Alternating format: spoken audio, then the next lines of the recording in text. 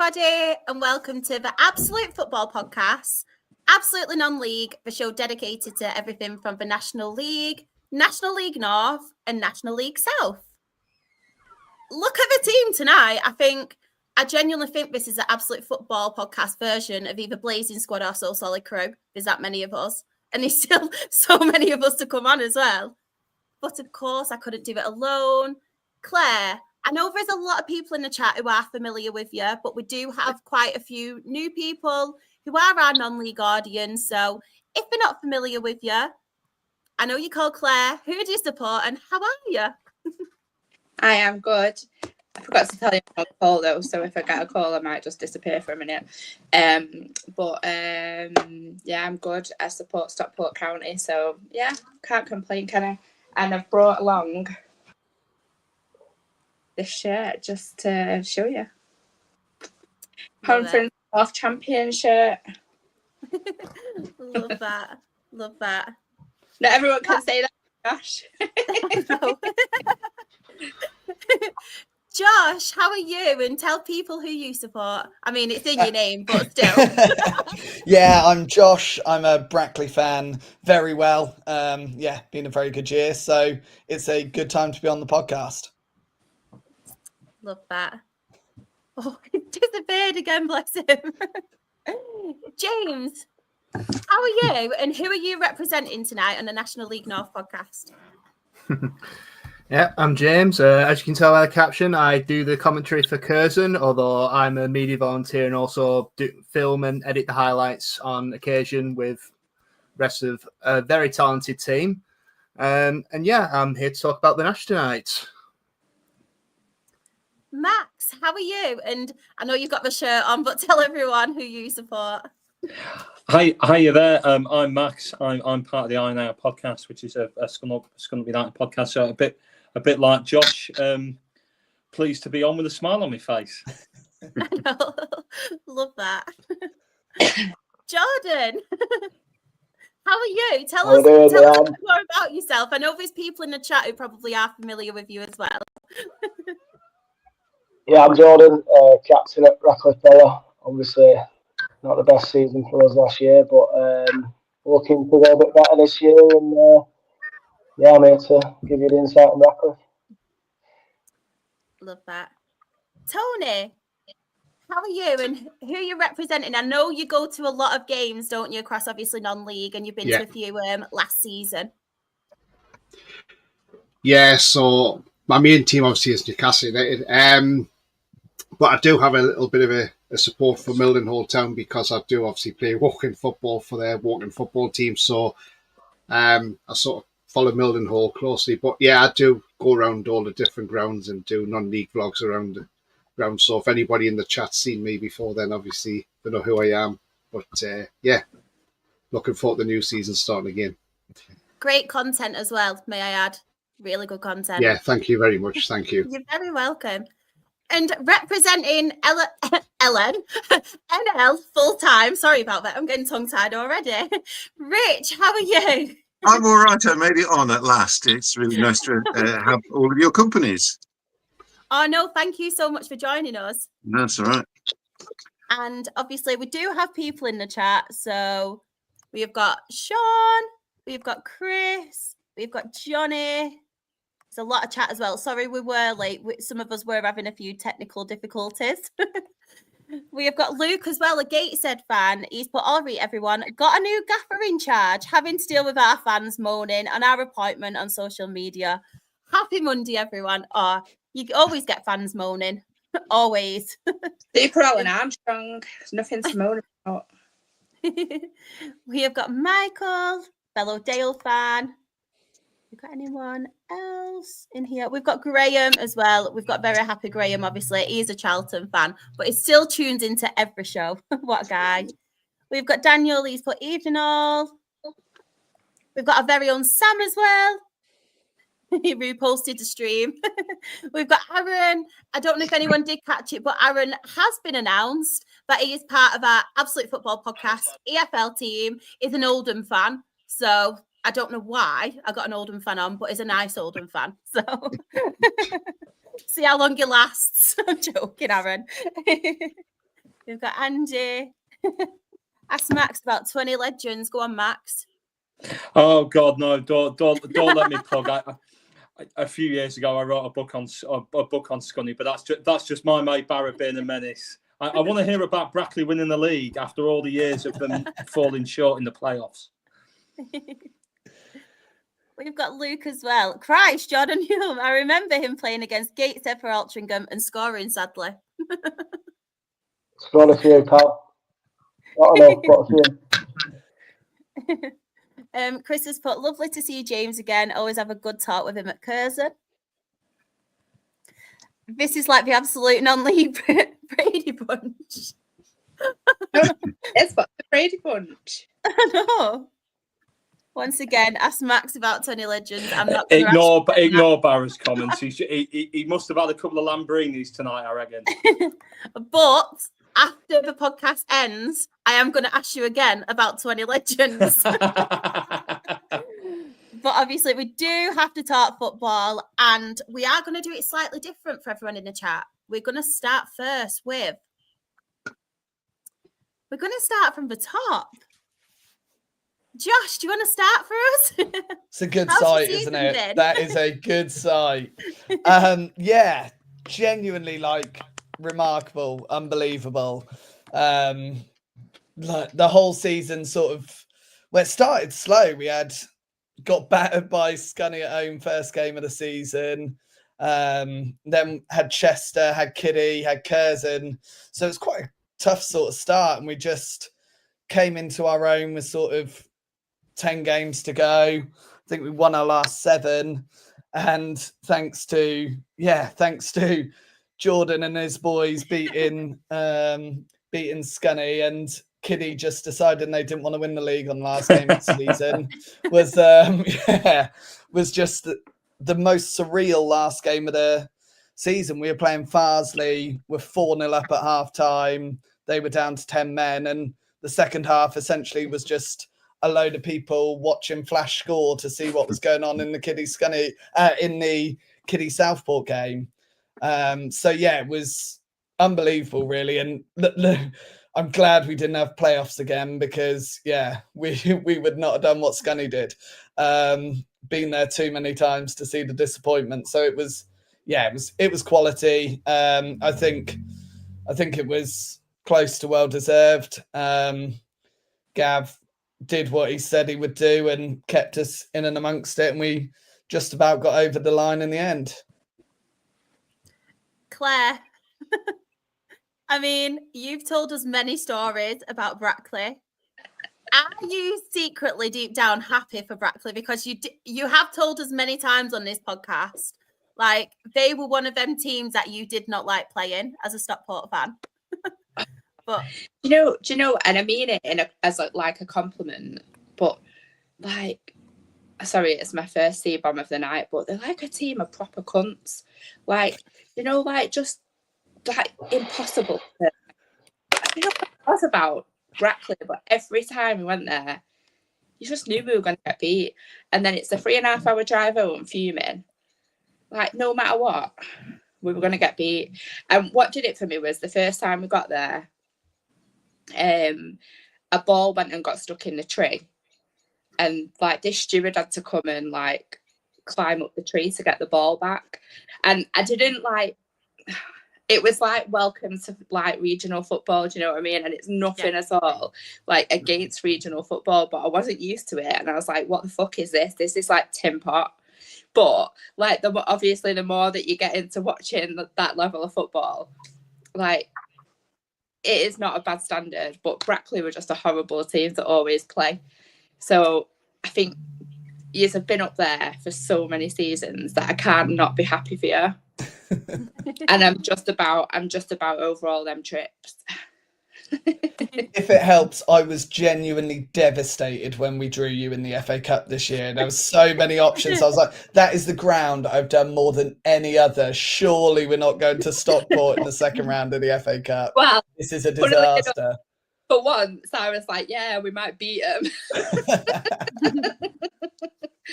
No, you're after so many seasons of just kind of bottling it at the last minute, I'm glad that you like went on one towards the end of the season and you finally got promoted, because God, it has to be a turn at some point, and hopefully you'll have a good crack at the next league.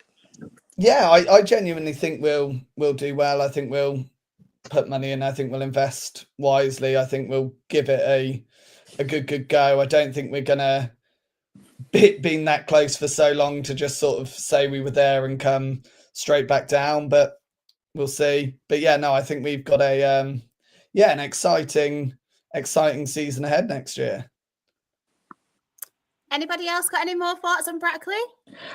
Yeah, I was just going to add quickly that I mean we've had some good chat with quite a few Brackley fans this season, and it's on Twitter, it's on public record that they were my pick to win the division this year.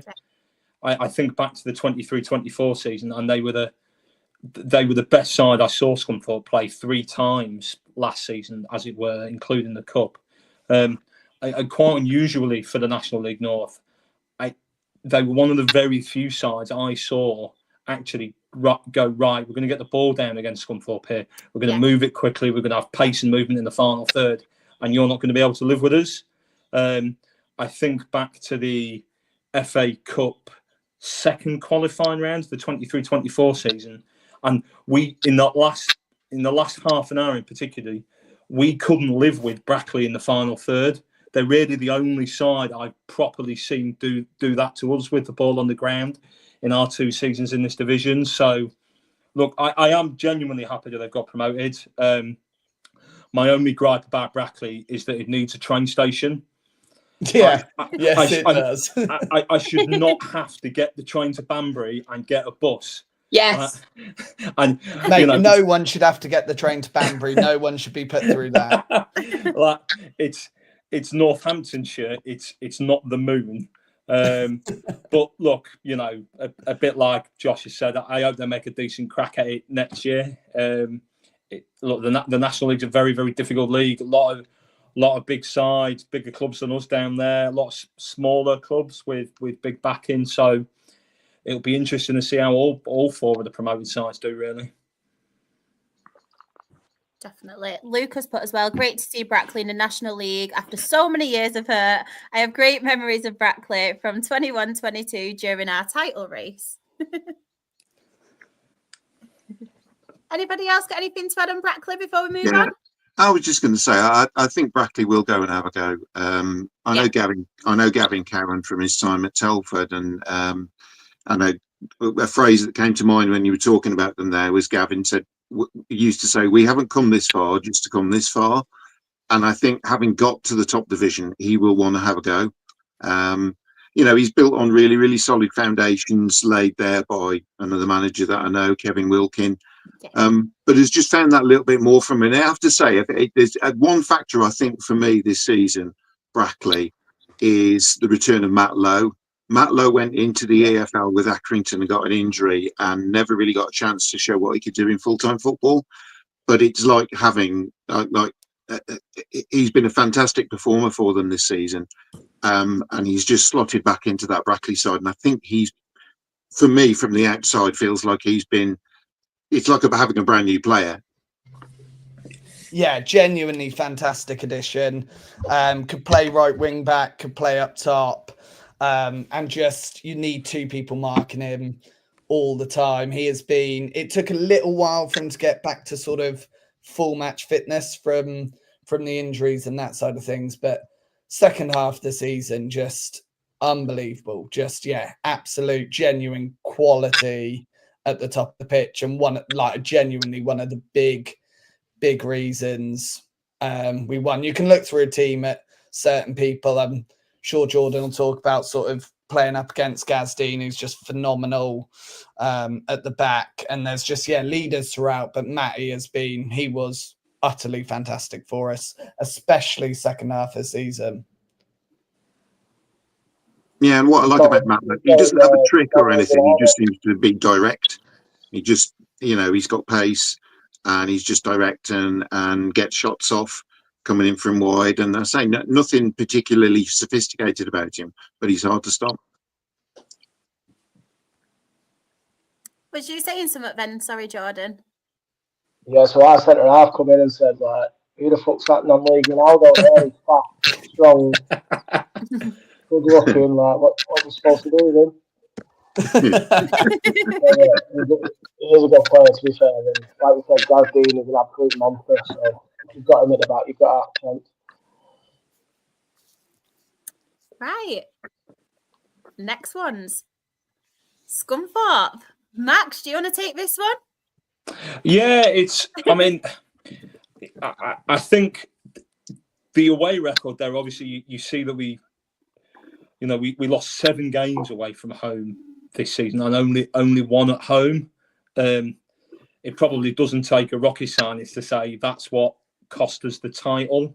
In March and April, we lost 3 away games on the spin without scoring. Obviously, Jordan and Radcliffe sent us packing, but we also lost away at Kidderminster and away at Kings Lynn. You look at the difference between how we scored nearly twice as many goals at home as we did away from home. Like that's crackers, really. And I know Josh and Will had a good shout out to them earlier. Was Southport. I don't know if we've got any Southport fans in the chats, but I do genuinely want to give them a massive shout out for not only just drawing against Kidderminster on last day, but beating them.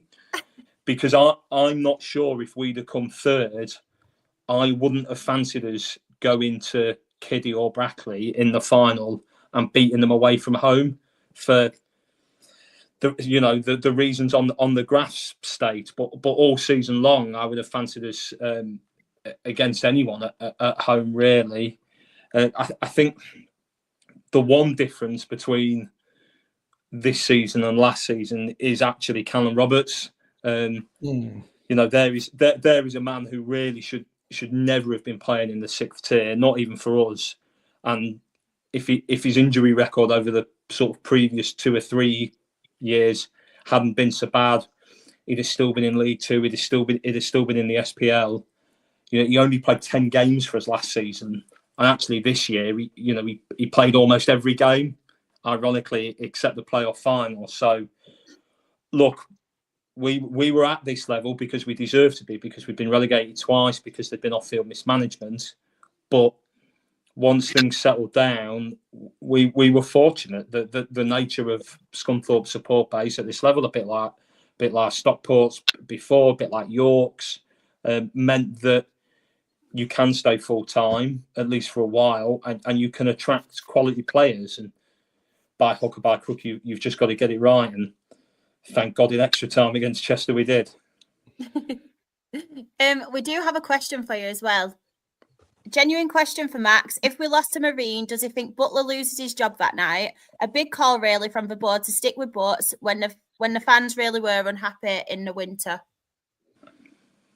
Yeah, it's a good question. I mean, it's crazy football, really, if you think about it, that in November, December time, Butler probably was one or 2 games away from losing his job. We kept playing 5 at the back when it wasn't working, especially away from home. We were dropping down to 5th and 6th, and it wasn't good. But look, it's a bit like Gavin Cowan said for Brackley earlier. Just be there or thereabouts. Just keep yourself in the mix, and luckily, that's what we did. I mean, to be honest, I actually don't think if our side from this season played our side last season, probably 7 times out of 10 I'd have backed last season's side. But if you lose in the playoffs, you lose in the playoffs. God, Brackley know that often enough. And this year, there probably was no equivalent of Tamworth. Like, there was no side that with 2 months of the season left, you've gone, right, they've won the league, that's it. And look, we benefited from that in the playoffs. So yeah, looking forward to making a few trips to places like Rochdale in the National League next season. I don't think I've ever heard anyone say you're looking forward to coming to Rochdale, so thank you. That chippy at the back of the away end. Amazing. Amazing. It's still amazing. when you're having to go to Leamington and the police are saying you're not allowed to walk to the ground, and you're not allowed a drum in the away end because the farmer in the next field has complained. Suddenly, being delayed on the train to Rochdale doesn't sound so bad. It's not that bad, no. I've got a question for you, Max. Mm-hmm. Before, like, at the point of you getting relegated into, sorry, it's always going to be the Conference North, into the Conference North. At that point, I was going to an away game. I can't remember where it was, but I bumped into some Scunny fans and we were having a little chat at services like you do. It's like the away day religion, isn't it? Chatting to opposition fans. But these guys were like, oh, I'm well buzzing for the Conference North. Like, at least we're going to smash it next season. Do you think that you underestimated the quality of that league when you, like, first went into it? I think look, any league where it's only one automatic spot can be really, really difficult to get out of. I mean, I look at the National League North this season, you know, ourselves, Chester, Kidderminster, I think of Boston last season. I mean, Hereford, you know, I've seen us play all of those sides in League Two and in some cases League One.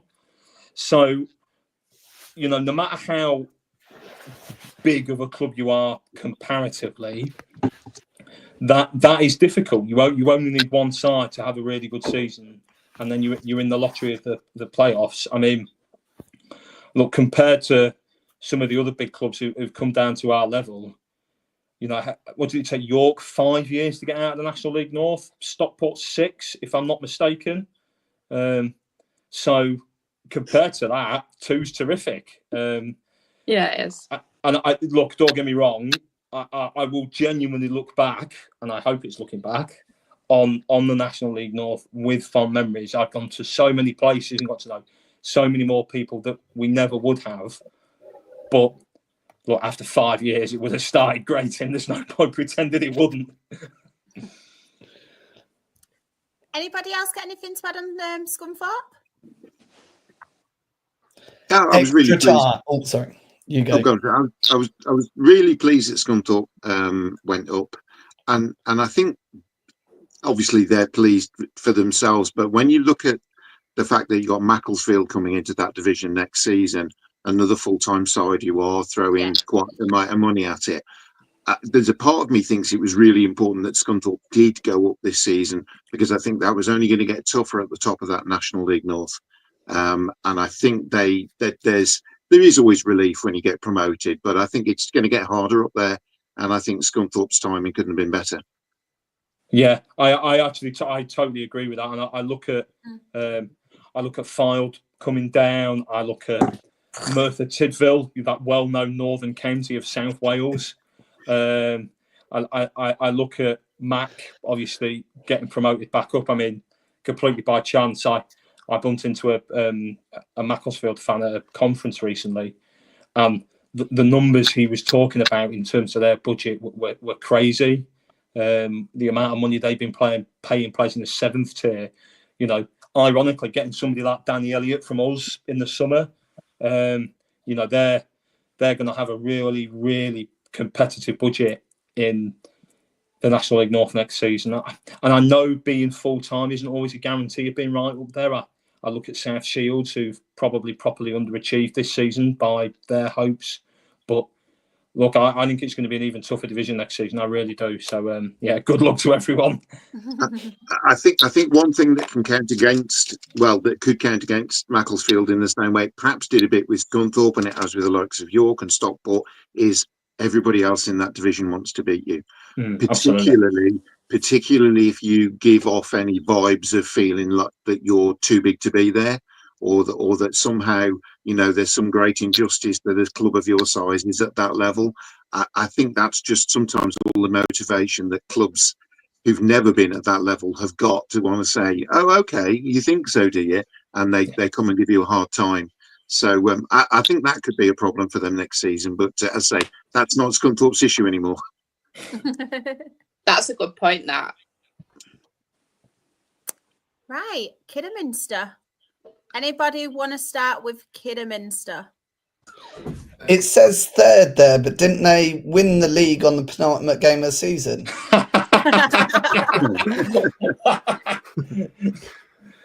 Yeah, when they beat Hereford 5-0 or whatever it was. I mean, go on.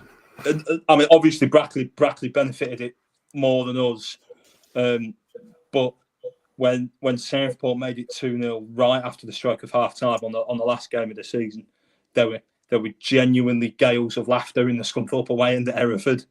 And look, Phil Brown's been sacked since. Football is such a game of fine margins. It's crazy, really, especially when, I mean, Ashley Hemming scoring 30 and not getting promoted. That's a run bit of luck for him, isn't it?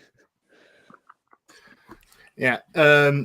I may come at this by a slightly more sympathetic view, but that's because I am a Bolton fan, so I have a lot of time for Phil Brown. He gave me a lot of fond memories being assistant to Sam Allardyce in the 2000s, so I have a bit more sympathy for Phil Brown. But to be fair, both times when we played Kidderminster at home and away, they were totally dominant. Granted, we weren't the best at home, the Nash, at the Thames side, but away from home, they totally blew us away, and it just looked like that they were going to run with it. Obviously, you see Ashley Hemmings there, 30 goals, and then there was Amari Morgan Smith or something like that. I can't remember his name specifically. Yeah. But yeah, both of them just huge goal scorers and being totally dominant.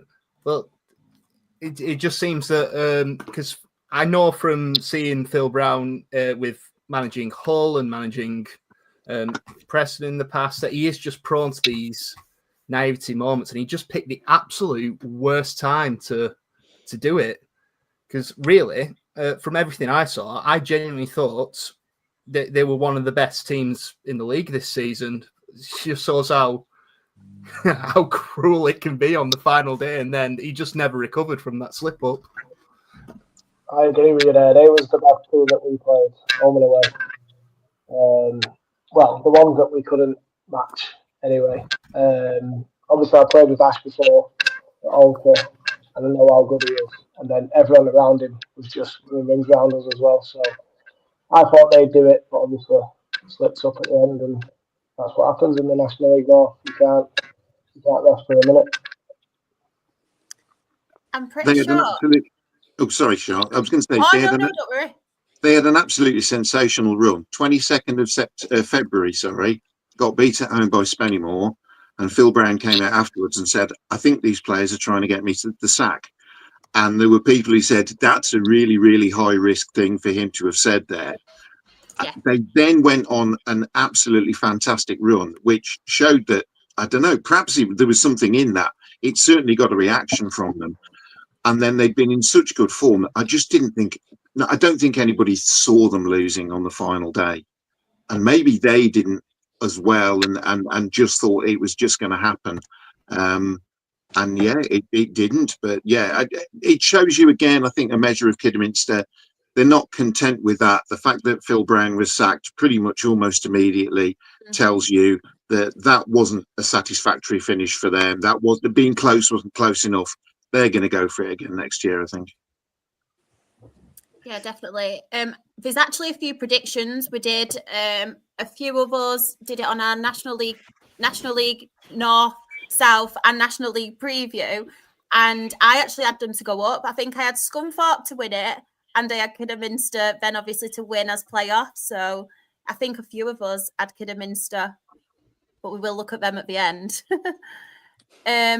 For Chester. Anybody want to take Chester? I hate them. Yeah, same. I hate them too. I thought pre-season, I thought their recruitment was really good. I thought their squad was unbelievably strong, but always the whole season just felt like, and I may be speaking way out of line here, but I just felt like Calmac wouldn't get them up.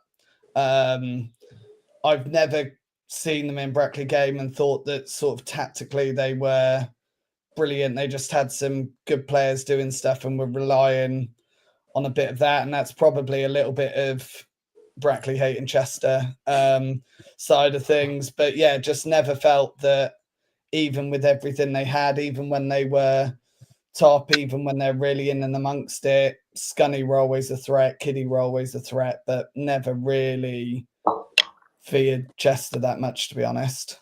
And was really glad when Scunny did it in extra time. I'm just so glad that Curzon didn't lose to them during this season. When they came to Tameside in October and blowing them absolutely away 4-0, and it honestly probably should have been about 7. That was satisfying because I don't hate all Chess fans when I say this, but some of them are really annoying when I'm trying to film the game. If you listen to the Curzon highlights, you can see parts where I've had to mute the audio just because they're so abrasive. But yeah, I was very surprised to see them get to the playoff final. In all honesty, I didn't watch the playoff games in the end because I was just too disheartened by Curzon's own final day miss out. But seeing them getting there and even taking it to extra time, I mean, fair play. They were on the high of that fluctuating, but that was the problem with Callum McIntyre. And I feel like I've seen it for a couple of seasons now. His teams just really go up and down, up and down. There's no real consistency to them, and I feel like unless they get rid of him, they've got no chance of going up. We obviously had 2 managers that have managed Chester before, so they knew all about them. When we went there, we said their fans will get on your case from minute 1. Just you have to shut them up. Just don't concede first half. We're happy. 2 minutes in, 3-0 ever, and they scored. We went on to get hammered 3-0, and yeah, it was all the fans that they're good, but they are horrible. I know what you mean about the fans. I think and that's the fans, what's on here, by the way. Yeah, just put that picture on.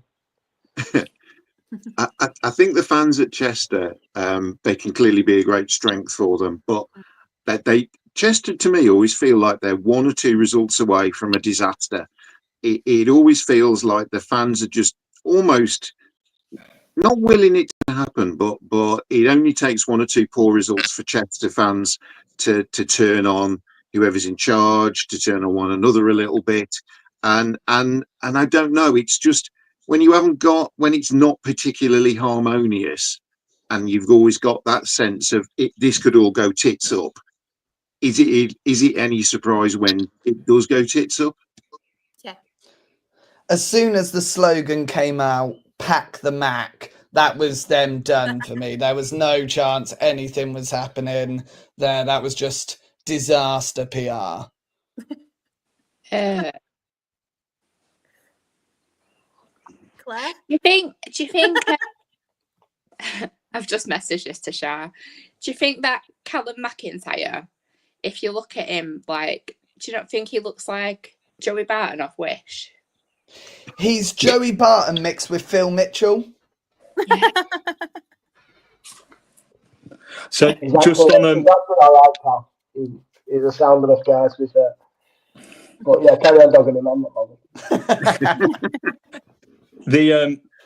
I was just going to mention what I saw a couple of people in the chat mention it. It's a very good point, actually. That I think the big question for Chester is, how do they replace Harrisonburg, who was obviously gone to Walsall in League Two, and certainly in the games against Scunthorpe at least looks a proper player, could play left back, could play centre half.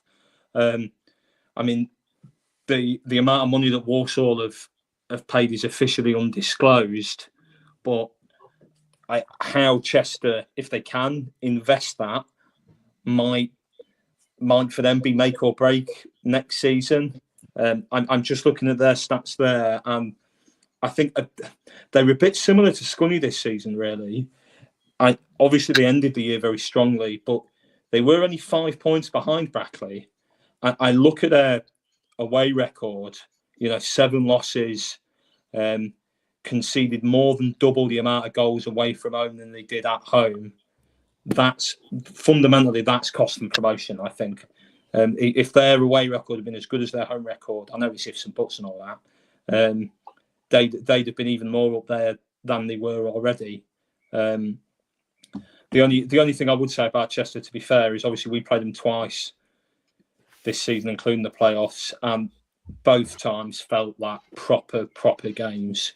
You know, they brought over 1,000 in the league, they brought over 1,500 in the playoffs. You know, that, at least in terms of the atmosphere and how it felt, that game would not have felt out of place in League Two at all. So if they can carry that support forward and they can spend the Burke money wisely, they're always going to be up and around there next season. I would be surprised if they're not in the playoffs in some shape or form next year.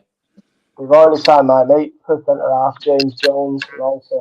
So he's a good player, and he's commanding and talks a lot. So I think he'll be all right for them. Big shoes to fill. Yeah, big shoes to fill, because he was a joke, that Harrison did. He was very good. We have got Chorley, who finished 5th. What was that, Claire? I fucking hate Do you you. want to start? Do you like anyone? It's just a real shame that they didn't manage to go up, isn't it? I tell you what, though, Andy Priest, manager, I recognise him from when obviously he managed Bury, like years ago. Used to play for County like years ago. Is a really, really nice guy. I hope he does well. Yeah, I do. To be fair, he does come across a really nice guy, despite his Bury connections. But I'm not even going to go that low towards that. Yeah. If you look at their form, though, they just next season need to sort out their away form, don't they? Yeah, definitely. But because the home form's not bad, 2 losses all season is really good going. They just need to obviously sort out away. Leonard's put Claire hates every other Northern club. I also hate people who put an I in my name. I know. Chris has put Spenny lost twice to Chorley, but choked in the playoffs. Ha ha ha. Right. Anybody got anything to add on Chorley? I would like to say that the Nash did beat them 3-0 at both home and away. So just got to get that in there. And also, if we had won against Leamington, we'd have had Chorley in the playoffs and we'd have smacked them. I'm so disappointed. But yeah, the obvious thing I have to point out is that how does a centre-back get 13 goals? Yeah, that's the problem. That is mental. Yeah. And it felt like it's what's carried them to the playoffs this season, because their attack, whenever they played us, was not threatening at all. So honestly, they did well to even get to that stage. I think they'll potentially, well, I won't say they'll struggle next season, because they always find a way to get bodies and replacements. But honestly, for a very competitive National League North side, I genuinely thought they were the weakest team in that playoff hunt. Yeah. So I wasn't really surprised to see them eventually fall off as they were. And now looking at that away footing as well, it's really not surprising, is it, that they have struggled yet again? They might become the new, Brackley in the playoffs. Yeah, to be honest, obviously we played them in the playoff semi, and in a weird sort of way, I was almost a bit disappointed by Chorley. I was expecting them to come to us, keep it really tight, keep it really compact, be defensively solid, try and do what Boston did against us, frustrate us, slow the game down. I couldn't believe how open it was, and they allowed it to be.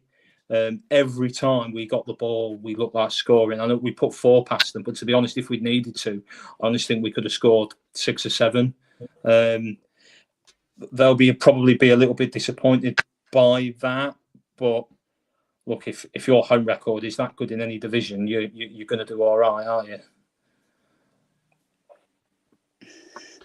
I mean, I saw Chorley this year when they came down to Needham Market, and look, they got off to a great start. They were 1-0 up. Chorley. They scored a second late on 35 minutes, but it was off for offside. So they went in 1-0 up, and I felt for Needham Market because I thought, well, in that first half, Chorley were all over them and could have easily been 4-0 up in that first half, if I'm honest.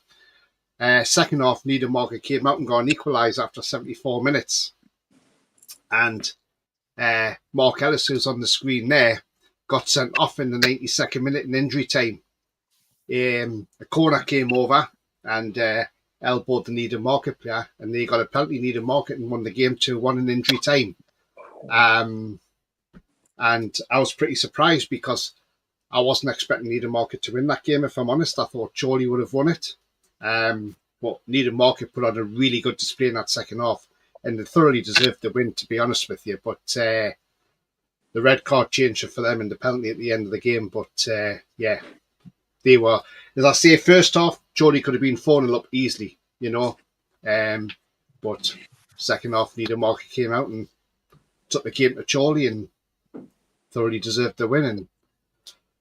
And Andy Priest wasn't happy on the touchline either. He wasn't happy with the red card either, but it was a clear red card because it was a clear elbow in the guy's face. So he had to go. Referee got it spot on. That was a shock for me because Chorley, the way Chorley play was perfect for Needham Market's pitch, so I didn't see him getting beat there. They go along with him direct, don't they? And you can't really pass anything on Needham's pitch, so I thought they'd hammer him, but now they do all right, Needham. Yeah. Just from obviously the Chorley point of view, I know we mentioned it before, but do you think it is a bit of an issue when your top goal scorer is obviously a defender and it's not your strikers obviously getting them goals? I know it's always good to have everybody contributing to the goals, but do you think that is a problem for them and something that we do need to sort out for next season? Yeah. Anyway, yeah. Yeah. Yeah, you should. Well, you can tell that they missed the likes of Justin Johnson, who went to Mac, and Carlton Ubazunu, who, although it took his time for him to find his footing at Scunthorpe, you can tell what a good player he is when he is in form. And eventually they were just carried by Blakeman's assists and Ellis's headers, and they just kind of ran out of steam at the end. So, and if they don't find that striker in the window, I really can't see them making playoffs next season. Maybe I'll eat my words, but we'll see. It's quite embarrassing to set it out for the amount of goals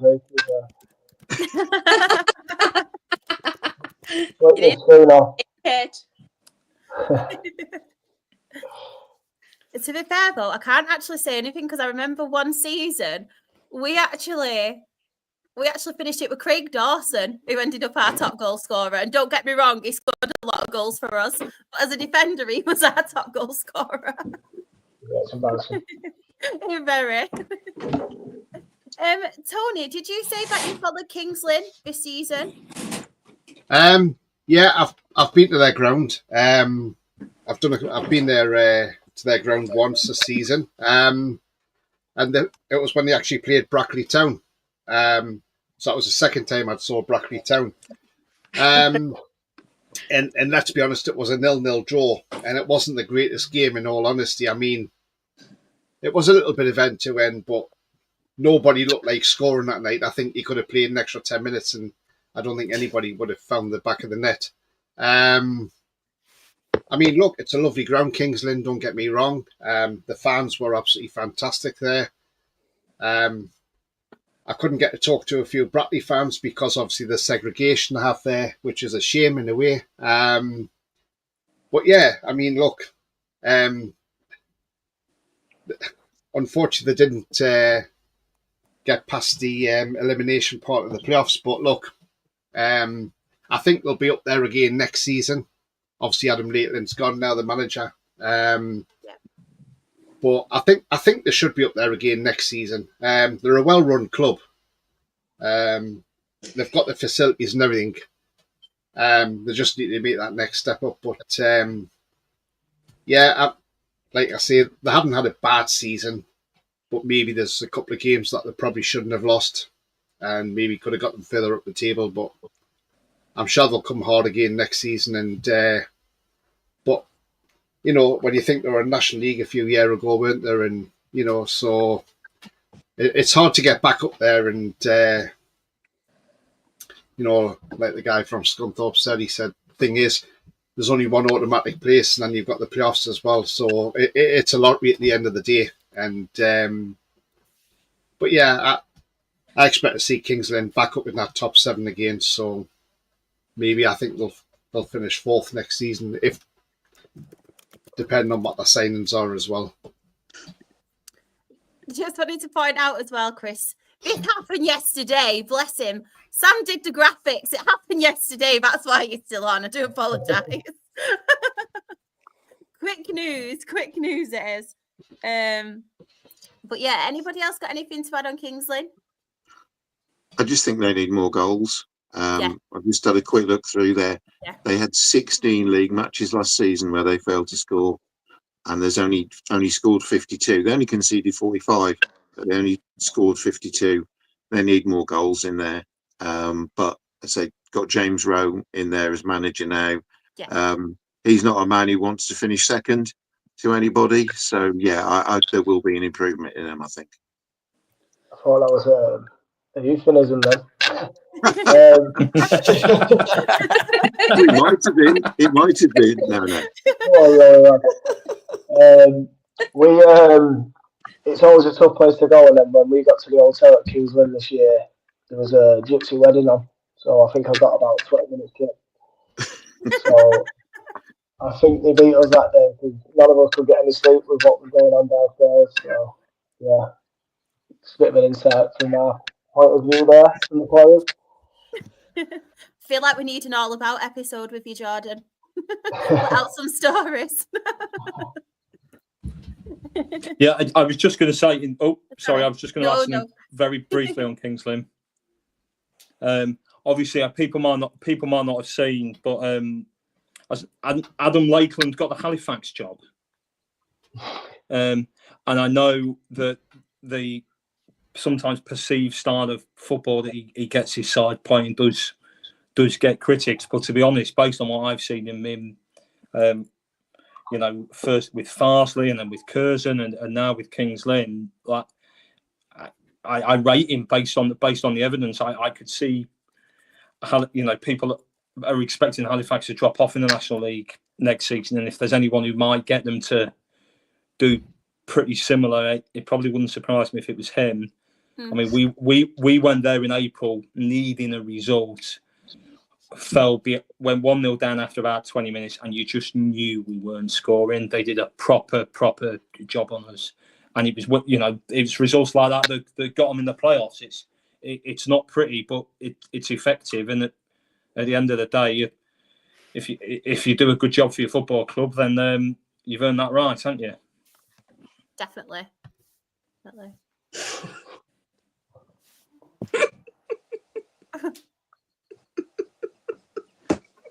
You all right, Claire? I think she's still laughing at that euphemism about finishing second. I know. Move on. I know. Right. It's the 7th. We've got Buxton. We'll wait for Claire to get her giggles out. Does anybody want to take the lead for Buxton? Good team, to be fair, Buxton. Young, fast. We didn't really get near them for 90 minutes at their place, but then scored the winner in the 93rd. So I think a little bit of a soft underbelly, but as a team and moving the ball around, probably one of the best we played against this year. Yeah, they were good at our place. They beat us, I think, 2-1 at our place. It was last game we lost, and they were good side. Their pitch is horrible. One of those plastic horrible pitches where the bounce is like a trampoline. But they looked a genuinely good side this year, I thought.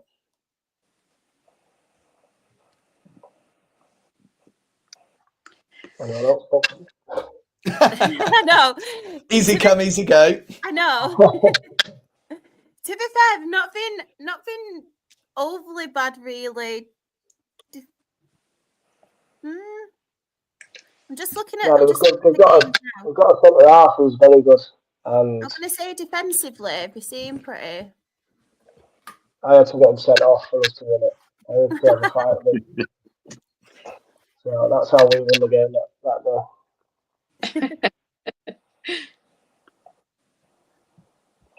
Yeah, and it is that Buxton chat done. Next. Next. I think John McGrath's done a good job there. I think that was literally his first season managing at Step 2, having been at Mickleover last year, and he's brought in some players that were at Step 3 that he knew, and done a good job. Curzon Ashton. We know the guy. Speak Curzon Ashton. Next. No, well, as you can see, our away record carried us for a lot of the season. We were absolutely superb at home. Away from home. We were only like 3 losses away from home up until April. No, sorry, like the middle of March. So, yeah, that was the thing. But as you can probably tell by the goals, that's where things really went wrong for us, in my opinion. Our defensive record was amongst the best in the division. I think it's 3rd for goals conceded. So you can really tell where we were lacking. I mean, Stefan Moles, for example, obviously it shares there with Captain Jimmy, but Stefan was on 9 goals on New Year's Day, so he only scored 3 more for the rest of the season. Isaac Buckley Ricketts, who's now gone to Macclesfield, didn't score after the beginning of February. We were pretty much carried by Jimmy Spencer and a shrewd signing of Alex Curran, mainly for goals, but in the end, it was our home form that bit us in the arse.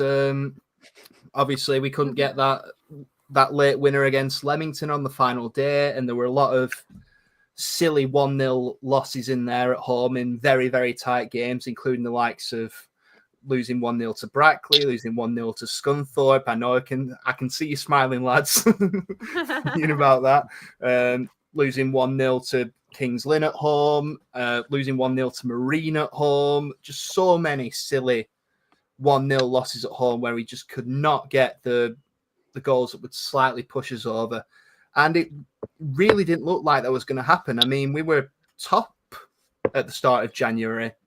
So, yeah, you can just see how the second half of the season just wasn't quite the same. And eventually we did pay for it.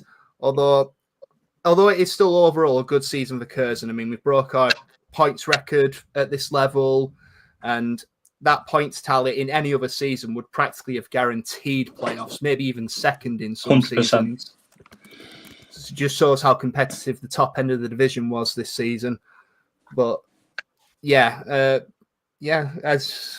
just that second half of the season, we've ended up paying for it. And losing Devon Matthews to Accrington in January was also a big loss. He was, in my opinion, the best defensive centre half in the division. Obviously slightly biased, but still.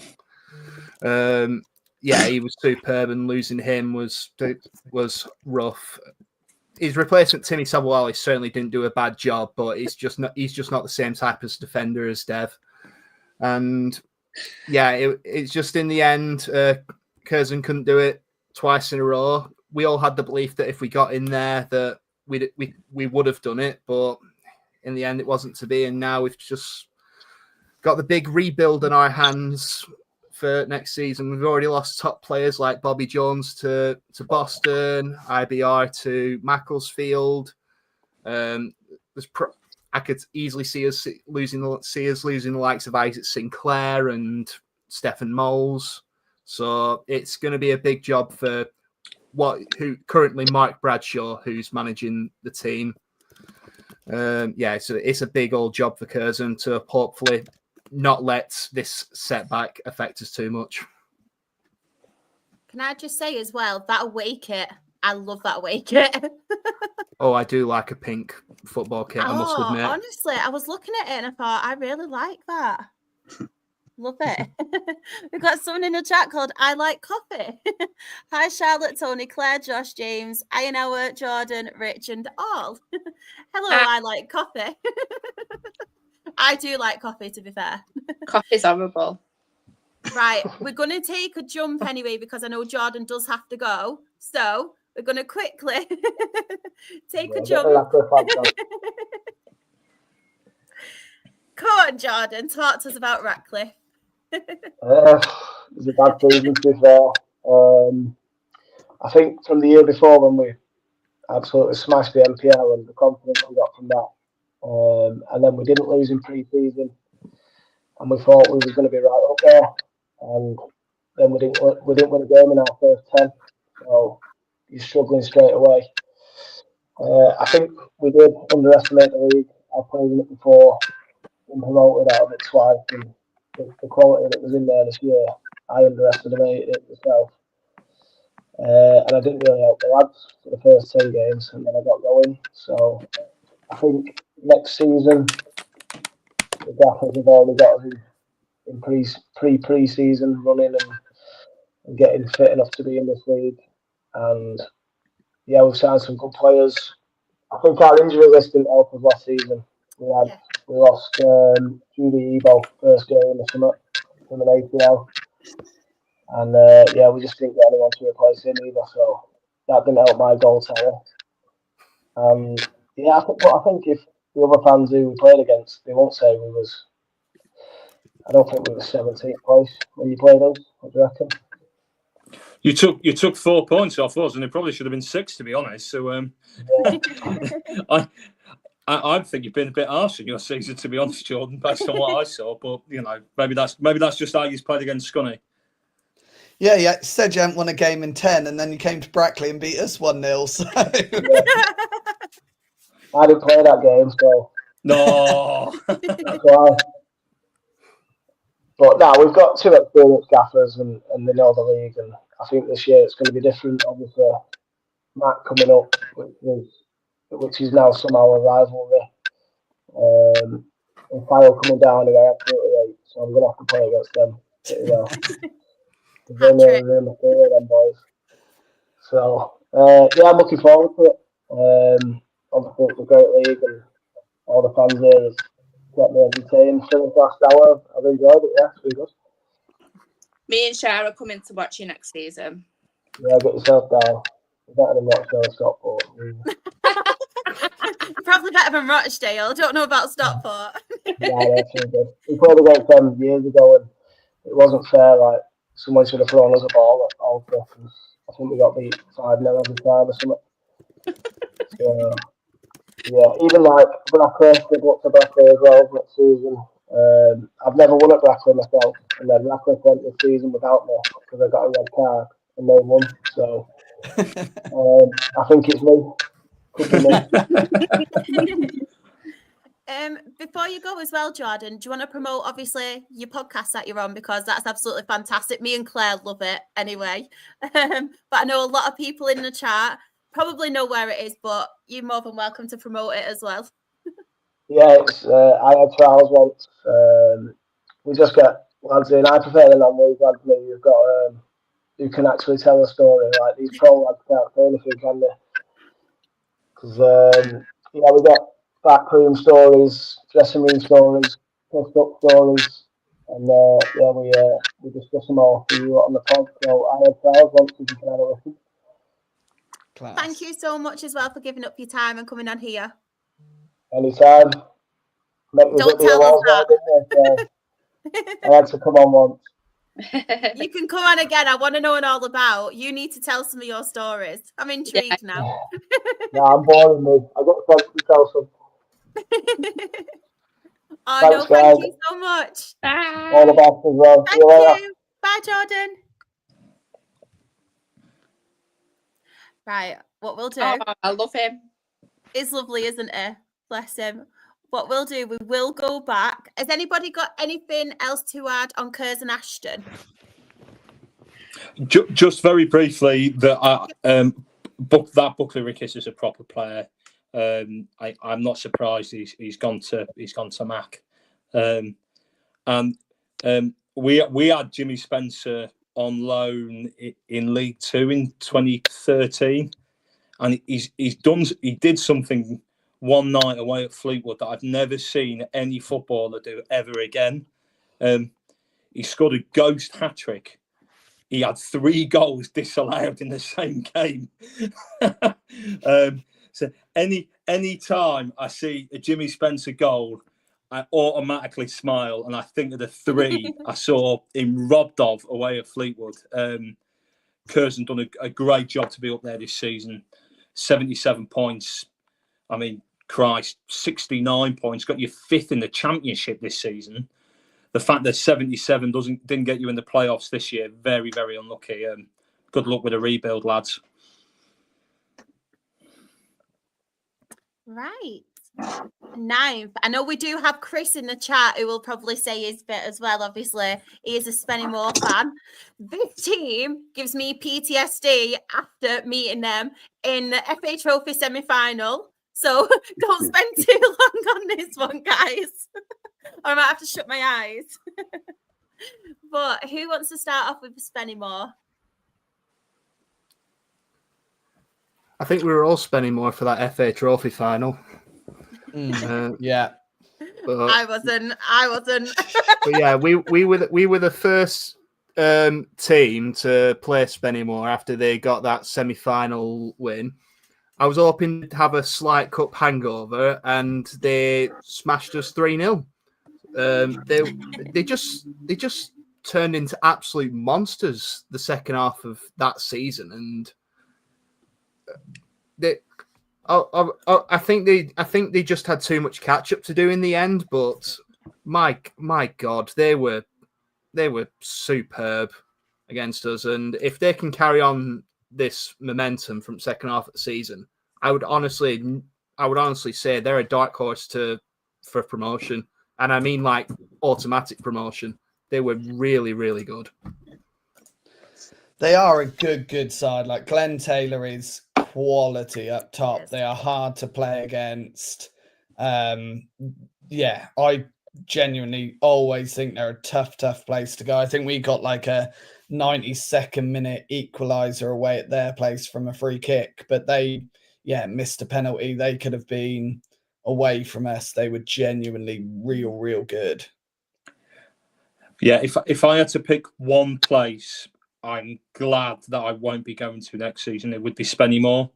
I mean, last season, I think we had 3 trips there because 2 of them were postponed. This year, they've done us... the last... I don't want to moan about the refereeing, but the last 2 years, they've done us with the help of some interesting officiating, shall we say.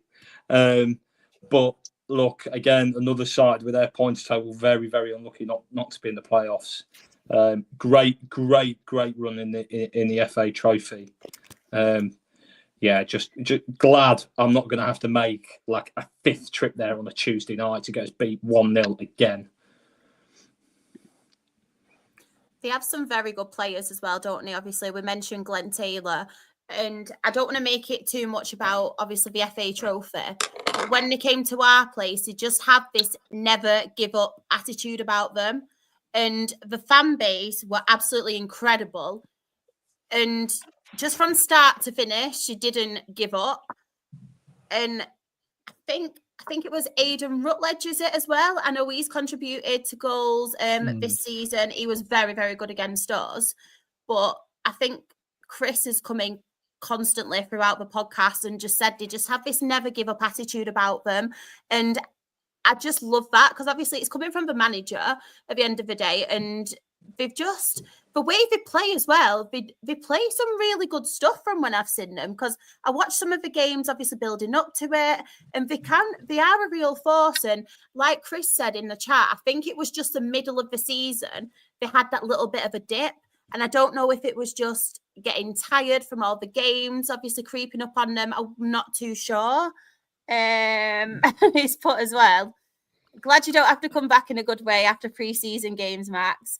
And I'm going to be I'm going to be busy washing my hair that night, Chris. I'm sorry. What can I say? There was one other player who I thought, Finlay Shrimpton played very, very well when they came against us as well. They've got some really good players. I think with a couple of additions as well, they'll be a proper force next season. One thing I did want to say as well, Claire, he did put this in the chat. Glenn Taylor testimonial versus Stockport County 11 as well. Yeah, I think I don't want to throw shade on Glenn Taylor because obviously I'm really, really grateful for that goal he scored against Chorley to help us win the league in 2019. But I feel like stuff like that goes a bit far because there's some of our fans that worship Glenn Taylor more than the players who actually won us the league. And I just think it's like a little bit strange at this point. Like Glenn Taylor, like being brought out onto the pitch at half time for a match to a hero's welcome when he's never ever played for us. I just thought, I'm not sure I can get on board with this. So I don't know if it's maybe gone a little bit too far now. But then again, he picks, doesn't he, his choice who the testimonials against. So yeah, obviously he wanted to have it against us. So it won't be the first team either because we've got another friendly that day. Just quickly looking as well at obviously the form. At home especially, like 12 wins, 6 draws as well. We've only lost 3 times at home. Yeah. Look at that, 42 goals as well. I know, very good. Very good. Right. Yeah. 10th. So 10th, we have Hereford. Does anybody want to talk about Hereford?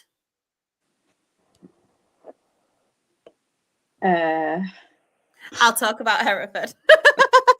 Had a great trip there on the last day of the season. You know, another club who I think, you know, have been rebuilding the last couple of years. I really like Paul Caddis. I think he comes across quite well. I just felt that when I saw them play against Scunthorpe over the last couple of years, they just lacked quality in the final third. I'm not surprised that their top scorer only got 10, and that's the difference between having a decent year and finishing 10th and just winning those extra 2 or 3 games you need to maybe finish 6th or 7th. It's a good away day. I like Hereford. You know, if they can make a couple of key additions in the final third, I'd probably back them to squeeze into the top 7 next year. I think the problem is with Hereford, they have a lot of young players, don't they? As we mentioned, they're rebuilding. They have got a lot of young players. I think a couple of them they have lost as well. I'm pretty sure, is it Alex? Is it Babos? Yeah, that's the one. Yeah, I think he's obviously gone, and what a quality player he's been when obviously I've seen him. I know last season as well, the season before, someone that I'm familiar with, we ended up with Jido Keke from Stockport on loan, and I think the season before they had him, and he was very influential for them.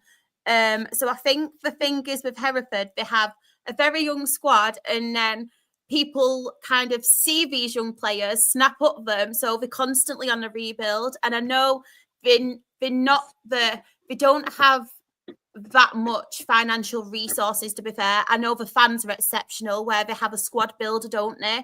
And they put in obviously money to try and help with the squad and boost the squad, which is obviously amazing. But as we mentioned as well with Paul Caddis, I think with what he has and the resources he does have, I think he does a very, very good job. I think they set up quite good defensively as well. I just think they need that little bit more quality and consistency up front, because as we mentioned, Cisse was their top scorer and he did only get 10 goals, didn't he? So I think we just need that little bit of quality up front. Yeah, I think if they get the right sort of young striker in there, having Adam Rooney as assistant manager, there's very few better to learn from him. Like, he had a year at Brackley and you can tell he was just trying to impart knowledge on everyone, really good around the club, great person to have around. So I think if they get the right person in, they'll do well. They're in a slightly tricky area in that sort of north-south where they're situated. It could be hard to get players who are happy to go to Spennymoor on a Tuesday night. Who is? Yeah. But yeah, no, like they again beat us twice this year. Both I thought we should have won. But yeah, got 6 points off us. And I think, Paul Caddis is class. I think he's a very good manager. But their model is, by its very nature, sustainable after everything that's happened, but does make it trickier to just sort of go and do a Macclesfield and just go, we're lacking an attacking midfielder now, let's pay over the market odds for it.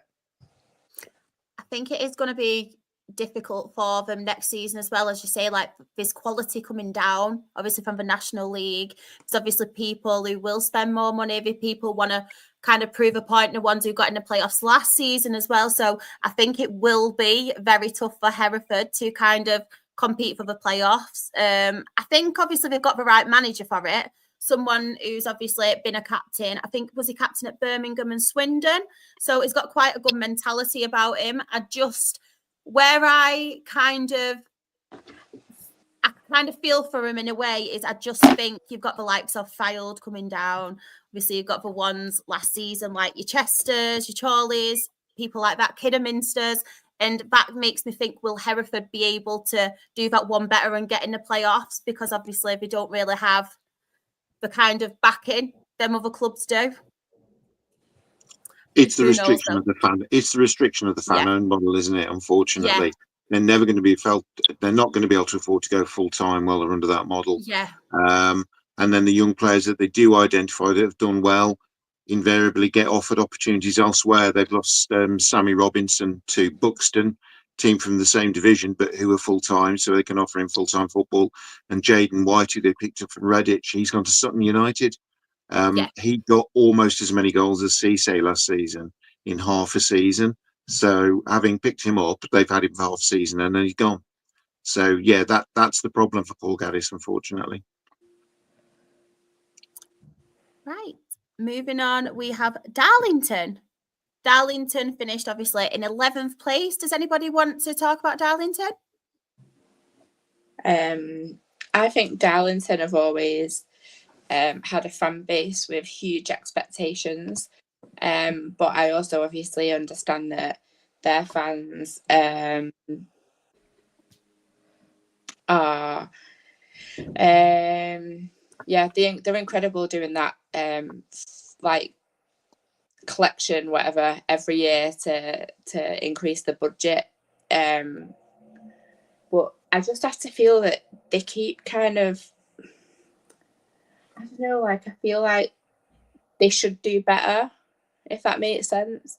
And I'm not saying just because it's Darlow. I mean, with the money that they've got from the, like, generally, and then with the money they get from that boost the budget, whatever it's called, I just feel like they should be doing a bit better. They seem to have wobbles too often, if that makes sense. I don't know what anyone else thinks. I mean, with Darlington, I mean, you know that when they were in the league and that, and obviously, you know, the football league I'm on about, but all their problems started from obviously George Reynolds when he owned them. You know, building a 25,000 seater stadium, you know, and trying to bring all these big players into when they were in the League Two, but he crucified that club really, and obviously the club's come back now. But I mean, if they can sort their away form out, because that's where they're, you know, that's where their main worry is, away from home. But if they can sort their away form out, there's not a reason why they can't get in the playoffs. You know, Steve Watson's obviously been at York City before as well. But yeah, I mean, look. It's those 10 losses away from home that's probably knocked them, you know. If they'd have won a few more of those games, then yes, they would have been in the playoffs. but they've just got to try and keep the players now and kick on next season. I'd like to see Darlow get back up there, you know. As I say, I'm from Newcastle originally, so Darlington, Spennymoor, all that's not far from, you know, just down the road in Durham. Yeah, it would be great to see them back up there, you know. And obviously great to see Spennymoor come up as well, but obviously both can't come up at once. But, well, they could do if one of them wins a league, but it's a pretty hard league, that National League North. But, yeah, I think that was quite respectable for Dalton to finish 11th. But as I say, it's the away form they need to look at, and the amount of draws as well, especially at home, 9 draws. You know, it's your home form. You should build that as your fortress, really. And you know, the say promotion form, you know, is win your games at home and draw away from home. So yeah, so maybe Steve Watson looks at that next year and tries to help the slide on the losses away from home, and you know, then they can have a playoff push next season. No, I completely agree. Right, Peterborough Sports, they finished in 12th position. Really good season for them, I'd say, by all accounts. I think that would have beaten their expectations. I think they'd have been happy with sort of 18th, 19th, solidifying the league. I think by all accounts, that's a really good season for them. I think I had them on my predictions as well. If I remember rightly, I'm sure I had them to be relegated. I feel like I did, you know, and like when you look at what people were saying early on, but I think they were a bit of an unknown entity really at that level. So Chris has put about the right place for Peterborough. Let's have a look at the form. So obviously, I think the problem was they've not scored too many goals, really, have they? I think that was, but then again, the goal scorer, 16 goals. But yeah, so home we've had 10 wins, 5 draws, and 8 losses. And then away from home, obviously, 7 wins, 7 draws, and 9 losses. No. I mean, that's perfectly mid-table for him, and Yeah. All I can say is I hate playing Peterborough Sports because every single time we play them, it is a miserable day. It's always cold, and it always ends up as a draw. So, but yeah, no, all credit to them, to be fair, because I don't think I would have had them as relegation, but I certainly had them to be about 18th, and by all accounts, it seems like their owner is, you know, slowly but surely starting to fund them more and more, and could see them slowly start steadily rise up the National League North over the years. You know, Michael Gash and Luke Steele, 2 young managers, and even Michael Gash still showing that he still has it, even at his age on the pitch.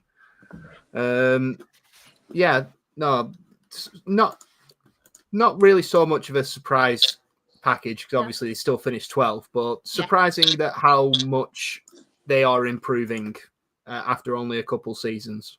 Yeah.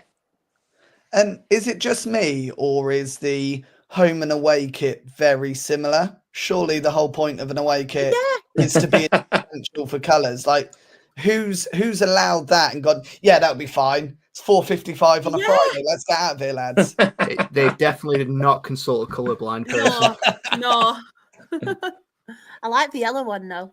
Yellow's my favourite colour, by the way, as you can tell. Is that yellow? I thought it was like bright green. That's what I was thinking, like a lime green. Maybe I'm colourblind.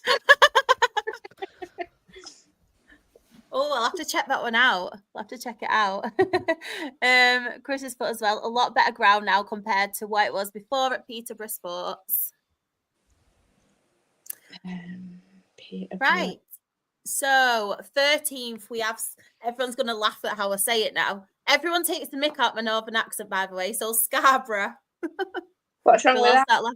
It's my bruh. Scarborough. Or to give it its official title up north, it's Scarbados. Yeah, Scarbados. Yeah. To be honest, I think they'll be a little bit disappointed. It feels like they've regressed from last season. The fact that obviously they finished 13th, but the fact that Scarborough have ended up with like 15 points less than Spennymoor, and that's a lot at that level for a club who spent a lot of years in Step 1 or even in the Football League.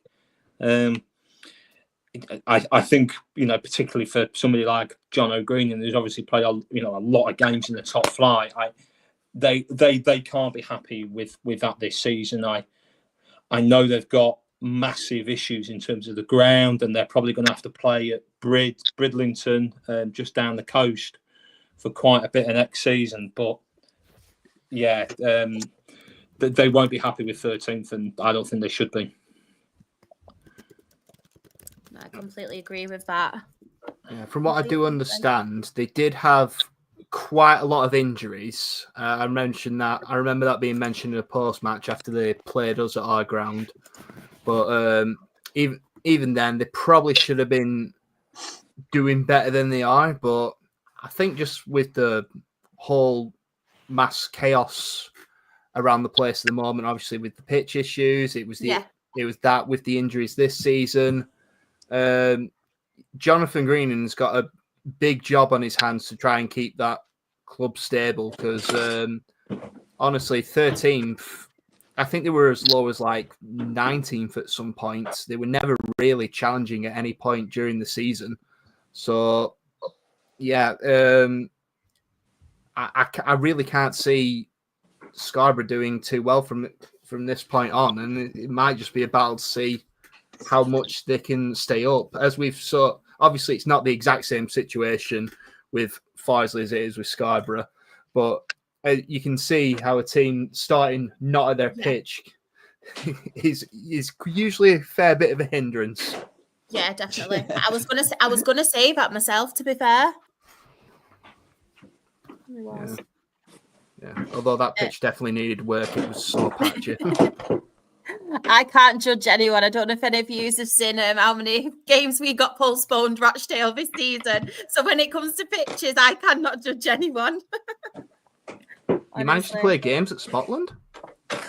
No, I think part of the issue, obviously, again, Scarborough, another club who've had massive financial issues, is that their ground is owned by North Yorkshire Council. So limits the amount of revenue. It's not in the centre of Scarborough. It's a university campus. I believe it's a campus by Coventry University, which is not that close to Scarborough. So look, one of them clubs that needs to sort the off-field stuff out. Yeah. Doesn't matter who you are, doesn't matter what level you're at. It's the same with Scunthorpe. If you can't get the off-field stuff right, the on-field stuff, you're fighting with one hand behind your back.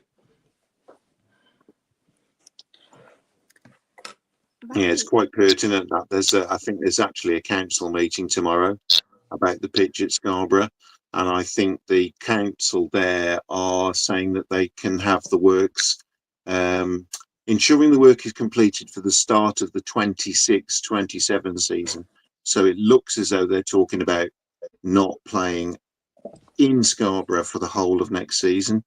And bearing in mind the artificial pitch there might be something of an advantage for them when they're used to playing it all the time. I think they're going to play at Bridlington, which is on grass. So that little bit of advantage is gone as well. So I think you're right in that there's none of these things is insurmountable, but you've got a lot of them coming at you at the same time. I just feel for him. Like we all said, obviously, it's never good, obviously, as we've seen people, no matter who it is, even if it's temporary or throughout the season, not having like your own ground there. It's just different, isn't it? It's just got a different feel to it, and obviously financial issues and things like that. I do feel for Scarborough a bit.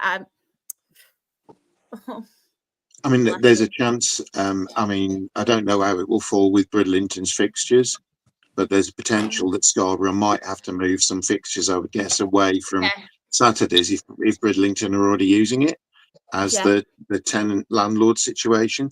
So you've got a whole load of things going on there that they're going to make it a really challenging campaign for them. Oh, not good. Right, 14th, we've got Alfreton Town. Let's have a look.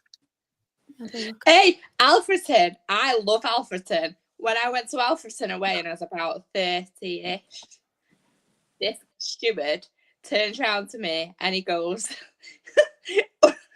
under 16, so that way, love. And I was like, hey, all right then. I'll have a bit of that. Walking up with a beer in my hand or something with an under 8. I mean, I would never ever be one of them people that like chances getting into a game like cheap, because I've got too bad anxiety. But oh my god, I was like, yes, I'll get in this football match for about £2. Just looking at Alfreton's form, that is the perfect form for like there you go. for where they are in the position, isn't it? Like, look, home wins 8, draws at home 7, losses 8. Away form obviously wins 7, draws 7, losses 9. It's like, it's mental, isn't it? Just looking at it, but obviously Lewis Salmon did get them 12 goals. Just looking at the ratio as well, I'm just kind of like I really rate Billy Heath as a manager as well. Like when he was at North Ferriby, when we were at that level, like all of our fans wanted him to come and manage us because he was so good at what he does. Obviously Ferriby were just, in the money a little bit back then. But yeah, he's very experienced at that level. I like Billy, and you know what you're going to get from his teams. He'll be really disappointed with how they've done this year, clearly. I don't know whether they've maybe tried to change their style a little bit as well this season. They've got a few more younger players around the team than perhaps I'm used to Billy's teams having as well. And then one of the standout ones that they've had was Liam Walder. They've lost him. He's gone to Boston United. So they've got to find a replacement for him next season. So I thought Alfreton would do better than that. I'll be frank with you. I thought Alfreton could be pushing for a playoff spot, and they've not really been anywhere close. Yeah, Alfreton was a real tale of two halves, because first half of the season they were in around the playoffs from what I remember, and then second half of the season it really all fell off a cliff. I mean, I feel like Curzon started it because when they played us on New Year's Day, they got 2 injuries to 2 really key players. I want to say it was Adam Anson and their keeper. Was it George Willis? George Willis, thank you. Yeah, he got injured. I can't remember the exact injury, but it obviously kept him out for the rest of the season. So they had to scramble. They had it more in some other games, and then, like I say, they just fell off a cliff and only really recovered around late March, April time. But Alfreton are an interesting case. I know that they've just had a sort of recent takeover with American links to, university scholar players. So it'll be interesting to see what random team they could cobble together. I'm not sure if it exactly fits Billy Heath's kind of style of management. We'll see if that jives together. But I'm going to say if they've got some 6'2" athletes from North America, Billy will love them because anybody, if you can head the ball, you'll get in a Billy Heath side. Yeah. Well, the 2 that came on against Curzon in the latter stage of the season, one was more of a tricky winger, and the other one didn't even come on the pitch. So who knows how we'll take to them. Maybe he needs to just see more. But yeah, Alfreton probably where they deserve. They could easily have finished lower, but considering how bad the second half of the season went, I think they'll take finishing 14th.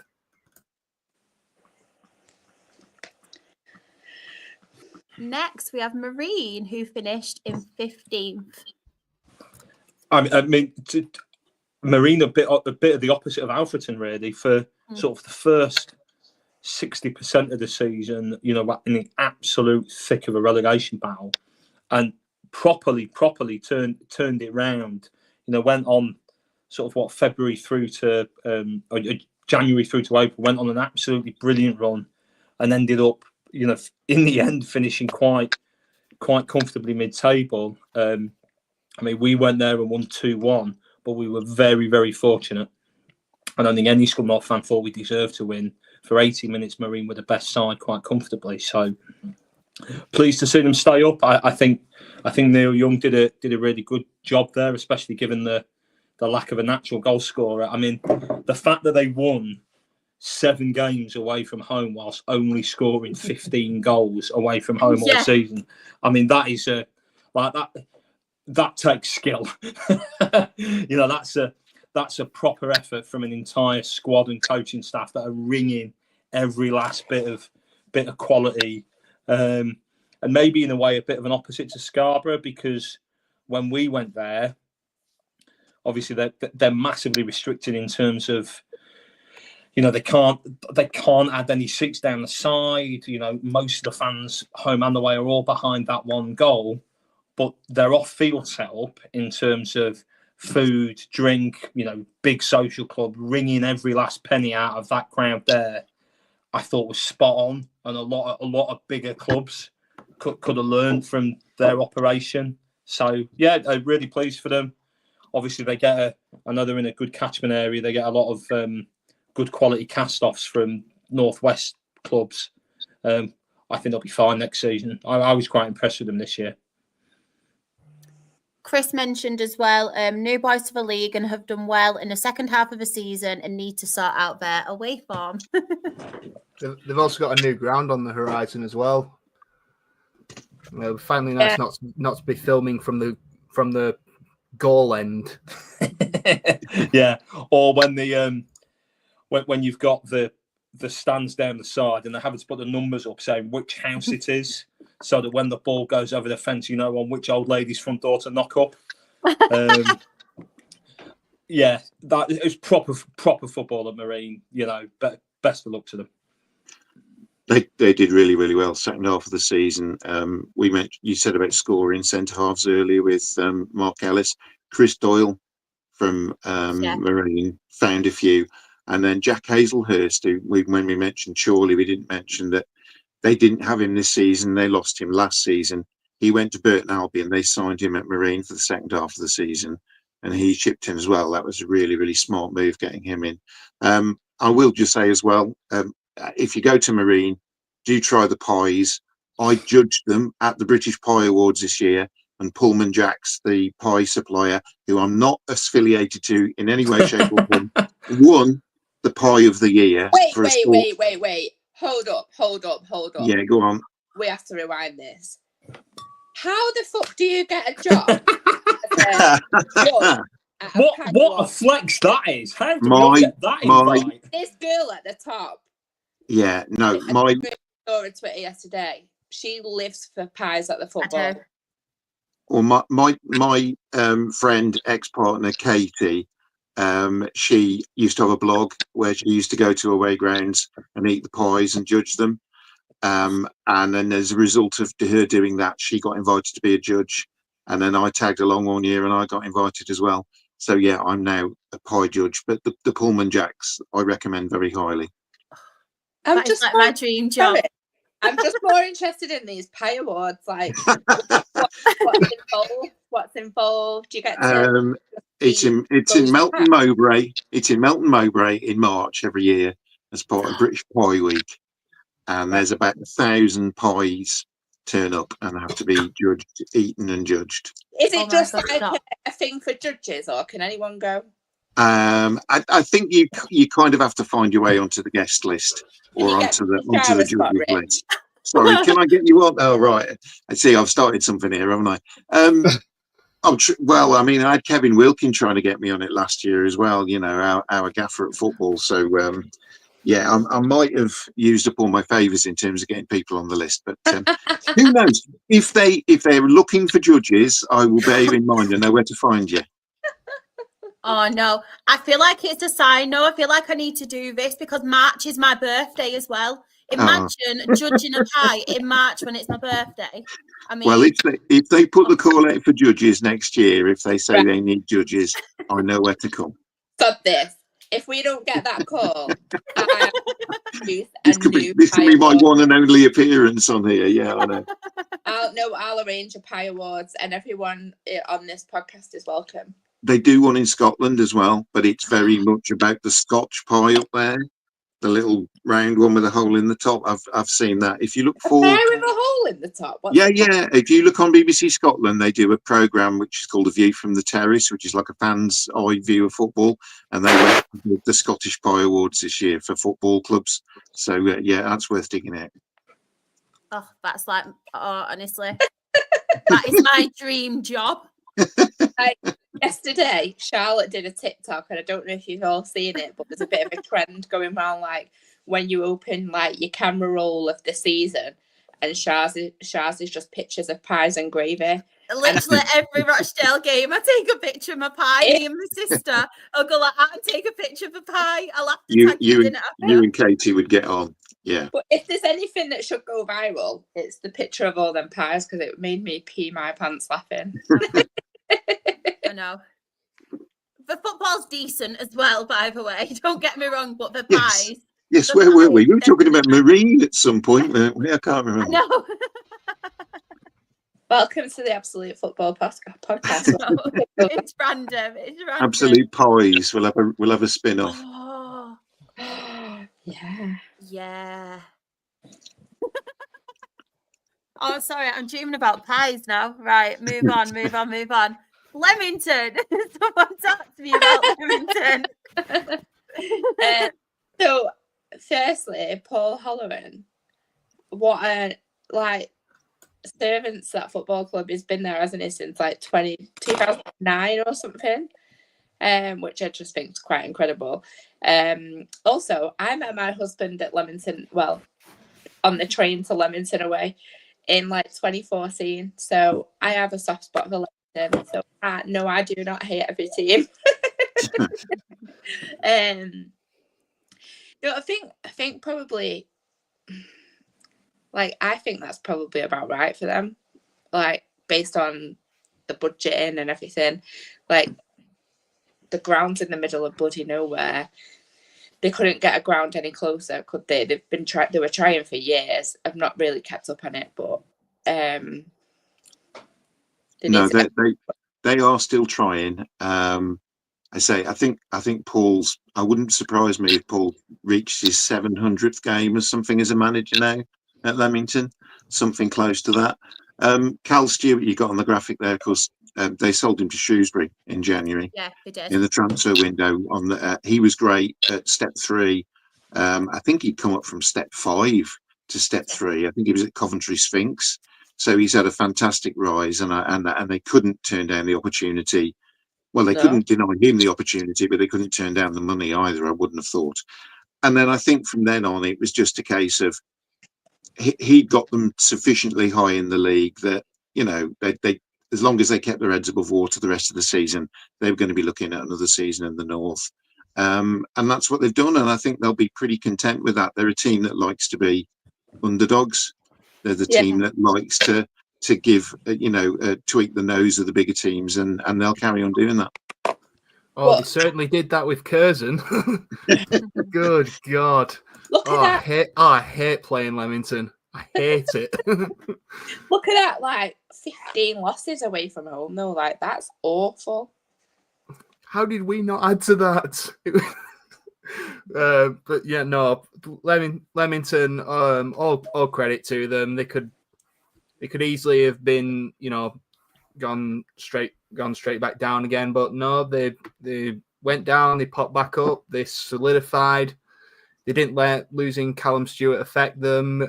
Rest team managed to pick up the slack, and really solid season of consolidation for Leamington. It just remains to be seen, really, if if they can push any higher. Do they need that new stadium to push them higher and the better facilities? We'll see how long they can last this time. But as pointed out, that away form absolutely needs to pick up. They can't just keep relying on playing in the middle of nowhere, affecting every team that visits them to keep them up. People think Brackley winning league this year was a miracle, but the first time ever we actually won at Leamington. That was the miracle of the season from our side. And that's the thing. Leamington love that. Leamington love the fact that other teams hate going there. Yeah. And Paul knows that, and Paul sets them up to be, to profit off that kind of thing. He's made the team a bit younger. They've lost George Ward to Buxton, another player who's gone from this level to a team in the same division, but who can offer full-time football. So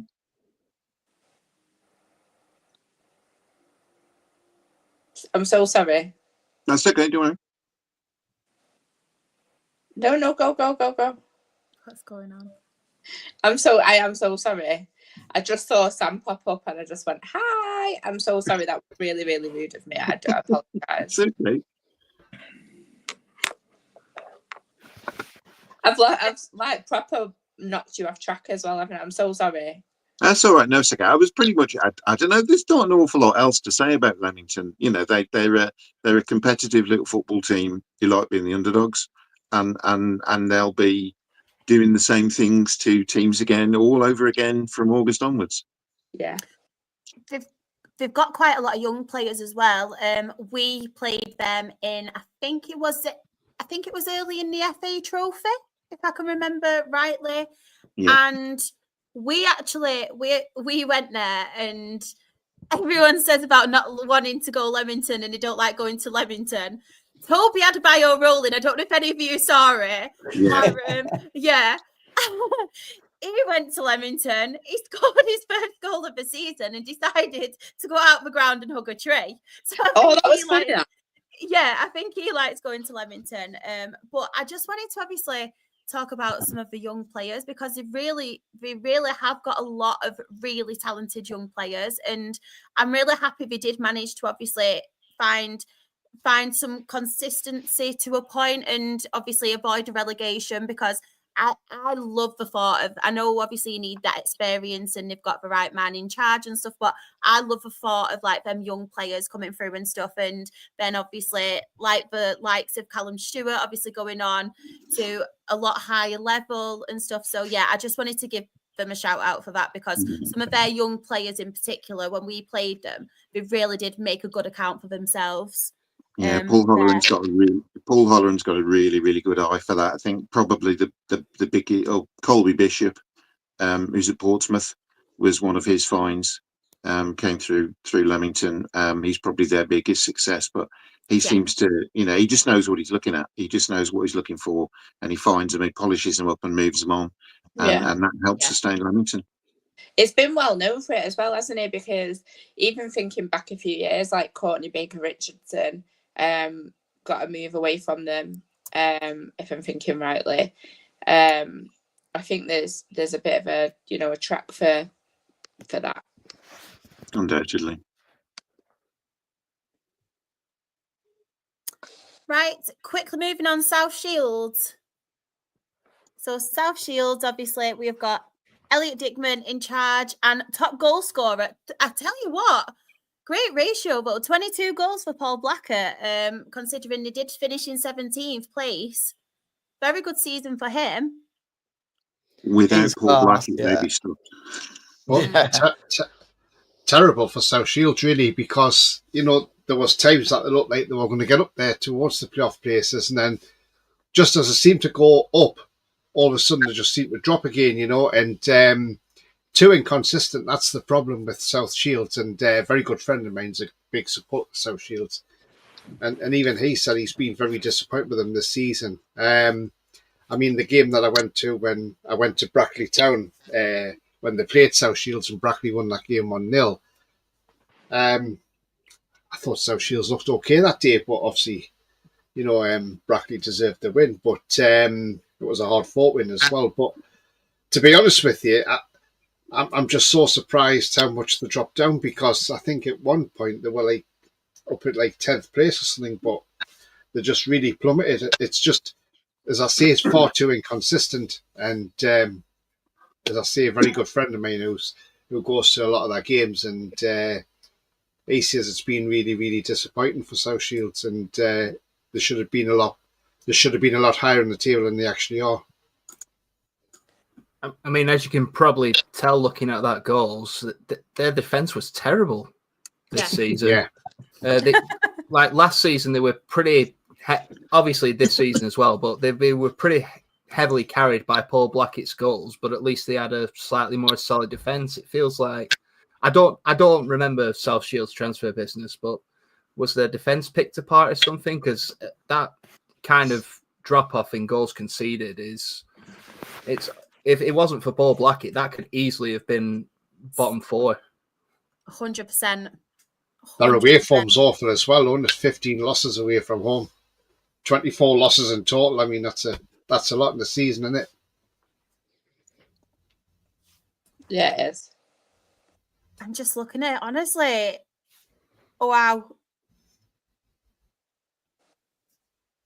Do you know what? I'm going to actually have a look later. I'm not going to do it now because I'm really bad at maths, but I'm actually going to, and I'll tweet you all and tag you all in it. I'm going to look without his goals where they would be, but I'm not going to do that now. I'm going to get to the end of his podcast first. But yeah, Southport, obviously 18th. What a team. Love them so much. You what? Love them so much. What a team. What a team. Because they beat Kiddie last game of season. Yeah. Big yellow frying pans. I mean, you would have had your money on Kidderminster beating these in that game.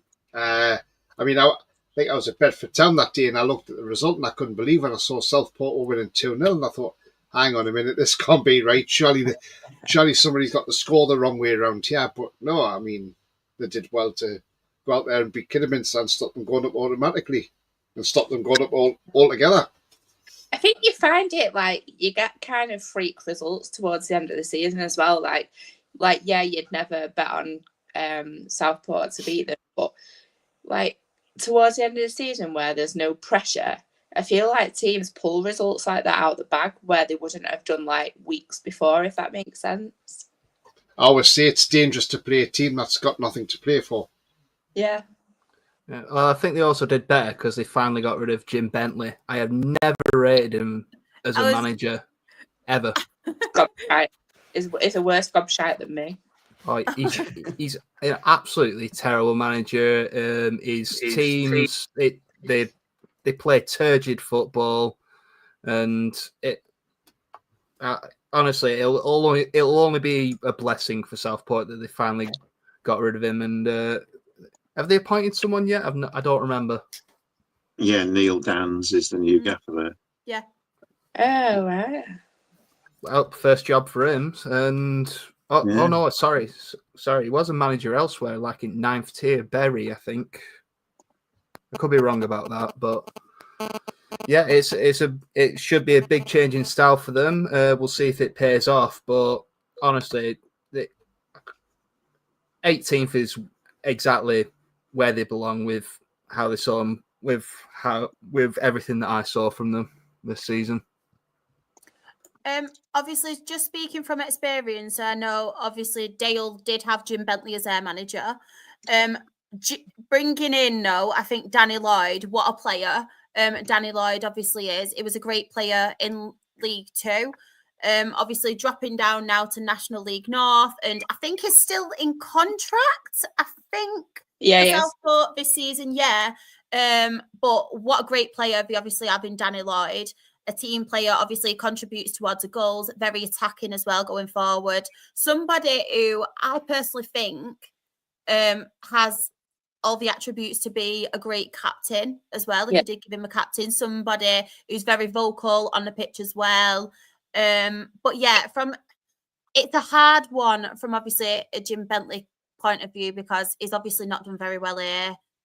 He didn't do very well at Dale. I know, obviously, he always kept Morecambe pretty steady, didn't he? But I feel like with Jim Bentley, maybe he's not got many other shots of being manager at this kind of level. Maybe he needs to drop down and try and build himself back up again, because I just feel like at the moment and in recent jobs with Jim Bentley, he's not really done himself for justice kind of thing. I think he has been a bit inconsistent, hasn't he?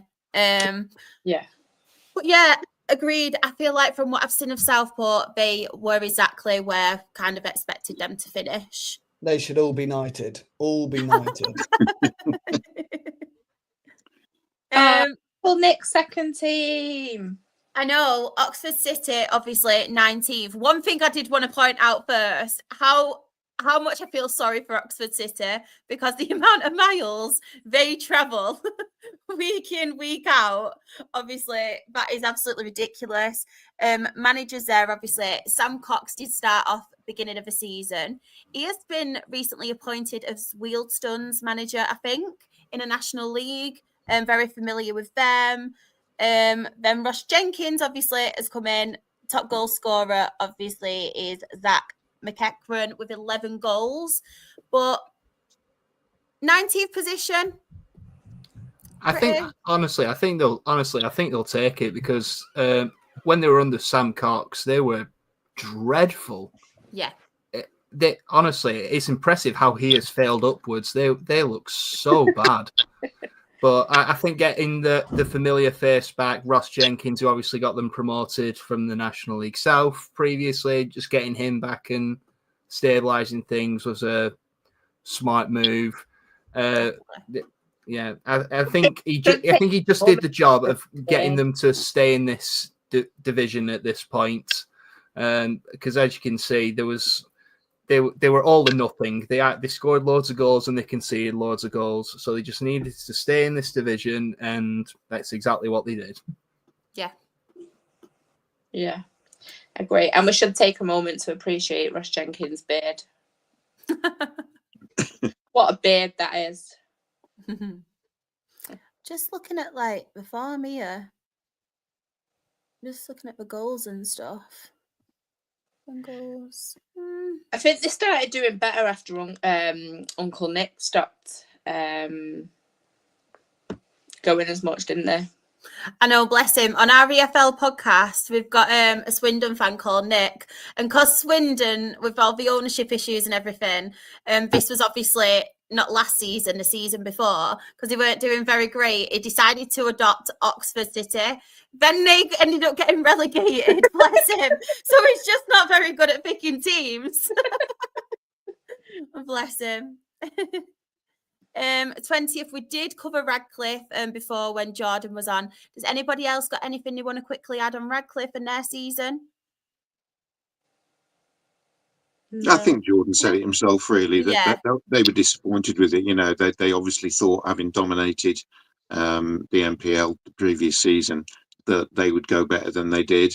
And it was interesting that he was honest enough to say that perhaps they underestimated the level a little bit as well. Definitely. I feel like that's like a common thing, though, whether you're going down or up. A lot of people underestimate. Like, I definitely underestimated it when we were at that level. Needham Market. Tony, do you want to talk about Needham Market? Yeah, I mean, look, I've done 3 of their games last season. 1 win, 1 draw, 1 loss. The first one I did, the drew at home to Leamington. That wasn't a bad game, to be fair. I mean, when they beat Chorley, that was the shock, because didn't expect them to beat Chorley, in all honesty. Obviously, Kevin Horlock's no longer there now anyway. He's gone off to Malden, where they're paying him 70 grand a year. But yeah, I mean, when he left to go 2 leagues below, you thought, okay, the writing's on the wall here. It's a tough league. And look, watching Needham Market, the 3 times I've saw them, and I could see it was a step too far for them. They did go and sign Teddy Collis from Brighton Sea, who was their top scorer. But again, him coming from 2 leagues below, you could see how much of a struggle it was for him. It was a step too much, I thought, for him. I thought maybe he should have probably stayed at Brighton Sea, in all honesty, but obviously he wants to test himself at a higher level. He did score against Chester, by the way, but yeah, I mean, look, they played with heart, they played with passion. The last game I saw them when they played Curzon Ashton and they lost 3-2. They were 2-0 down. They came back to 2-1, and then obviously they were trying to push for an equaliser. Curzon scored the third. They did get a penalty in injury time and score that, but look, by then the game was over.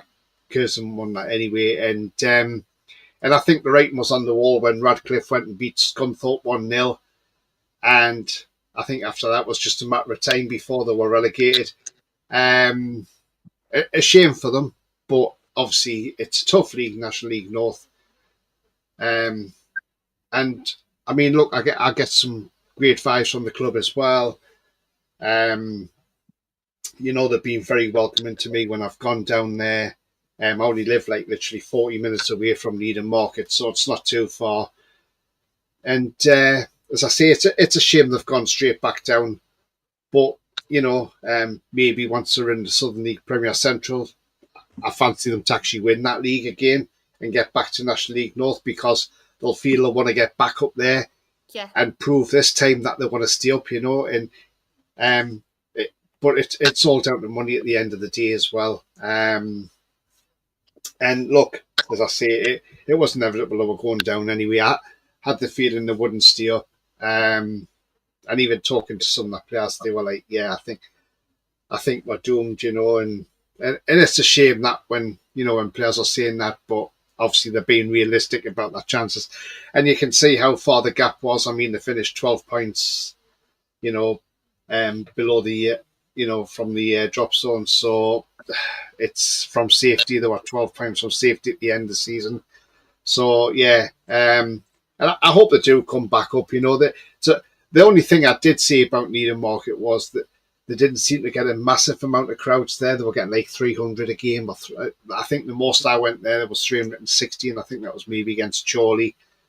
But other than that, they weren't really getting a lot of big support going there. And to be honest with you, in the Esmond League Division 1 North, I've seen more go to them games, like Cambridge City and Bury Town, who get over 1,000 a game, So, it's a shame for them to go back down, but I think they realised themselves it was maybe a step too far. Maybe they've gone up too early. Sometimes that can happen with teams that they can win a league and get in there. And next season Bedford Town, they've took that place. They might struggle next season, or they might actually do okay and stay up. But who knows? But yeah, sad to see that. It's just, I say, sad for them to go down. But I think hopefully it might just give them the push and desire next season to get back up there. And obviously our long-serving keeper's left now as well. He was 37 years of age. He's gone off now to pastures new, I think. So, yeah, good luck for them next season, I say. I think it just says it all, doesn't it? Like the form itself, like the losses, how many they've conceded as well, like 31 and 45, obviously away, and the top goal scorer only getting 7. Yeah, it's not great at all, isn't it? They didn't have that consistent goal scorer, and obviously goals, 44 goals, and the amount they've conceded. It's not a very good season, obviously, for Needham Market, unfortunately. Another team as well, and this just sums it up as well. Obviously, Rochelle Olympic finished in 22nd. Top goal scorers, there were 2 of them, and they both obviously only finished on 4 each. So this is it, though, isn't it? When you get obviously down to the bottom end of the league, and they're just missing. Look at the goals they conceded as well. So away, they've conceded 60 goals. Obviously, at home, they conceded 38 goals, and they've only scored 17 goals away, 24 obviously 25, goals at home. It's awful form, isn't it, really? For Rochdale. Big struggle, big second season syndrome for Rochdale. If you had a look at their squad over the season, they had such massive turnaround during the campaign. It's no wonder their top scorers only had 4. I don't remember a consistent player for them at all. Obviously, Adam Stevens taking over, making his interim position permanent. He never seemed to adapt. Richard Sneakus, I mean, he had a nice honeymoon period for a bit, but then they just went back to how they were. It was just a real case of they just couldn't sustain what they managed last season. And weirdly now, I think they're playing in the Northern Premier League next season, which is an odd decision to say the least. But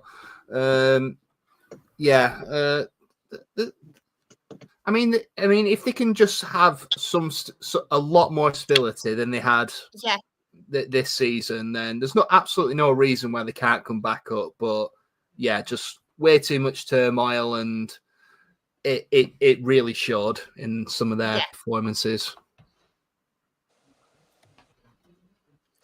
I think the previous manager, Liam McDonald, probably knew he'd done as much as he could with them when he kept them up last season, because he dropped down to step 3 with Stourbridge. And yeah, I don't know. Adam Stevens done a good job at Colville, but just didn't really seem like the right kind of fit for Rushall. Rushall are they got a real. I know it sounds cliched, but there's a real family feel about the club, and that togetherness is a big part of Rushall. But you don't get the togetherness when you are going through players at the rate they did.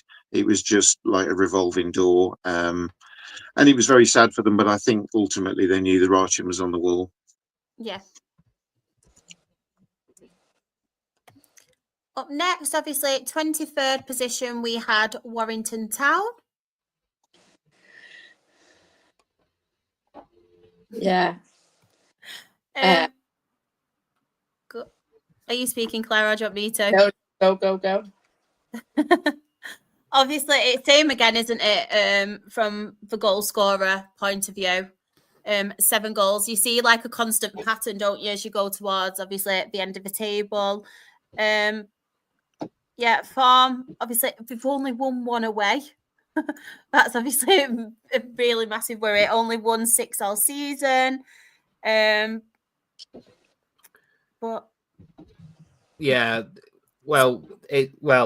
I feel slightly responsible as the Curzon fan for nicking their best player from last season, but really, most of their money for this season went into renovating the stadium. They couldn't really get in the type of quality players that they'd want to, again, just build on that first season of survival. They lost Connor Woods to Chester in January, who was clearly their best player in the first half of the season. And it was just another case of writing on the wall. There was nothing lethal up front for them. And when a defence is practically mostly relying on a 42-year-old Peter Clark to, have his experience carry you through, then Warrington were just asking way too much for this second season. Hopefully, like I say, they've used their money wisely and invested in facilities for the future. But yeah, it's absolutely no surprise that they finished where they did. Anybody else got anything to add before we move on? Not so much about the season just gone, although obviously Mark Beasley, the fact that he went to FCUM, he dropped down to step 3, obviously feeling that was there was more promise there really than and that points possibly to the fact that I just think Warrington, with Rylands as well, but you've got 2 teams there at step 3 now, in what is essentially a massive rugby league town. And I just think trying to get people along to either of those football clubs is almost a bit of a losing battle. You're so close to Merseyside with the football options there as well. I think that they've always got a real tough challenge on their hands, just trying to increase their fan base at Warrington. Mm. And I think we're all going to have quite a lot to say on this one. They did have some positive news though today, haven't they? That a takeover is in place, which is obviously very good for Farsley Celtic. But as we mentioned before, the ground obviously it wasn't great, was it? They were playing. Who was it? They were playing? Buxton. Yeah, Buxton. Yeah, we spent a lot of time talking about it, didn't we, on the pod? Like I live in Hazel Grove in Stockport. I actually saw their player bus like driving down the A6 on a Saturday afternoon, like following a match. And like I know I messaged Shara at the time, and I was like, "Is that actually like really, really bad that they've got to play the games obviously like so far away?" And that can't have been any help at all to like players, never mind fans. But it's really good that Stockdale's sale's been agreed, isn't it? So hopefully we can talk more positively about them going forward. Yeah, we went there on a Saturday, and we didn't take many at all. It was horrible. It was blowing a gale. It was just hideous. But there must have been lucky to get 3 figures there, sort of thing. I just felt so sorry for them. They were just in an absolute setup to fail this year. There was no way that, it could. They'd have been, better off just spending a year in a hot tub and coming back next year when it was sorted, sort of thing. One thing I did want to say though, obviously yet again, the amount of young players that they had playing for them, and despite obviously what they've been going through, pretty much getting beat week in, week out, those young players, I just wanted to say they can obviously walk out with their head held high as well, because the amount of effort and stuff they must have, they still put in despite everything going on. It must have been so hard for them as well, because I'm sure most of them were like 18, if not younger and stuff. They were a very, very young squad, weren't they? Yeah, it could really set them up to fail as well, like, because it's not going to help. Like, I agree they should have their heads held up high. I feel like putting players at a young age in that position could really harm their career as well. They didn't have a choice, I don't think, did they? I know. No. I agree, completely agree. I just feel like that's what it can kind of do. It did put the league in quite a difficult position, because this is harking back a few years now, but during the COVID season, it was the manager at Woking at the time. I think the league wasn't carrying on, but they were still in the FA Trophy, and he said, "Oh well, I think we'll just, or we were just going to play the kids." And I'd heard from somebody in the National League said, if he attempted to do that, we just wouldn't let him register them, because we've got to think about the competition and the credibility of the competition. Now, obviously, they had a real tough one this year with Farsley, and what do they do? And they've allowed them to continue the season and to finish it, but 113 goals conceded. You can argue that that's had an impact on the title race at the other end, and lots of other issues in that, Brackley's win on the last day of the season to go up a 5-0, not decrying Brackley's achievement, because it was based over 46 games. But when you've got one team that's in a league that's so skewed, when you almost know they're going to lose for every time they turn up, I don't know what that does for the league, to be perfectly honest. I know that's not. To be fair, though, we did draw at Buxton away to them, so we only got 4 points out of them this year. Yeah, and they did achieve the odd. I mean, didn't they win it? They win at Curzon on 3-1 on Boxing Day or something like that. God. I wasn't going to bring it up, but now that you mention it, now that I have, yeah. you know, By the way, your home away column is redundant because. But anyway, carrying on from what you were saying, it was practically inevitable. I mean, obviously they lost Clayton Donaldson at the start of the season, who, you know, in dubious circumstances that helped keep them up. Pav Singh was never really a manager, although he probably did the best out of everyone that came in, purely just because he knew the club. Neil Redfern, that was a waste of time, and Stockdale's just trying to find his feet as a manager. So, but along with that turnaround, all the players at points, practically nearly every game, just naming 2 subs. Yeah, it was inevitable. You could see when we played them at Buxton on the penultimate day of the season that they were, you know, no chemistry really, demoralised. So I can only wish Farsley better in the northeast counties. And yeah, it was strange, but I think in the end, despite their situation, it didn't really have too much effect on the league in the end. But yeah, I don't envy the position of the league and the fans for having to be put through what was a very confusing situation. Yeah. At least we've got some positive news now, though. Finally, foreign bless him.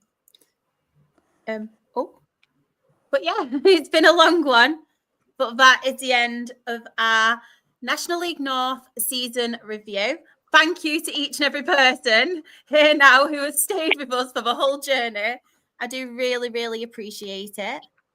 Here we go. We've got Rich back. Yeah, sorry about that. Good, quick No, technical don't there. worry. I did just want to point out as well, obviously, that Claire, you're on. I know obviously you're our EFL expert usually, but thank you so much for coming on tonight. There were no one at all from the Absolute Football podcast who could be on tonight. Everyone's got plans. I think we're all having a party without me for some reason. But yeah, thank you to each and every person. I will come to you first. So Claire, where can everybody find you on the socials? Hi, you can find me on Twitter at Claire_Jeffs. Just basically talking shite all the time. We obviously do have a collaboration, our non-league podcast with NL Full Time. I always get tongue-tied. So thank you so much for coming on, Rich. Please plug obviously the podcast stuff and all of your stuff as well. Yeah, sure. Yes, it's NL full time, so we do have a presence on socials, but it is largely speaking the podcast, which you'll find out there. Personally, I'm at Bookswriter on X, and you'll find me on there predominantly talking about my team, AFC Telford United, who are back in the National League North next season. So I'll be able to. I've tried to stay in touch with it over the 2 years we've been away and done reasonably. It's going to be a lot easier when we're back in it. Love that. James, thank you so much for coming on. Where can everybody find you on the socials? You're on mute. Yep, I just realised that. But anyway, my personal. That's do it the opposite side, James. No. Anyway, my personal social is right there. You can also listen to me do commentary for Curzon via our Curzon Ashton Mixler for next season. All links will be on the timeline whenever a game is being played.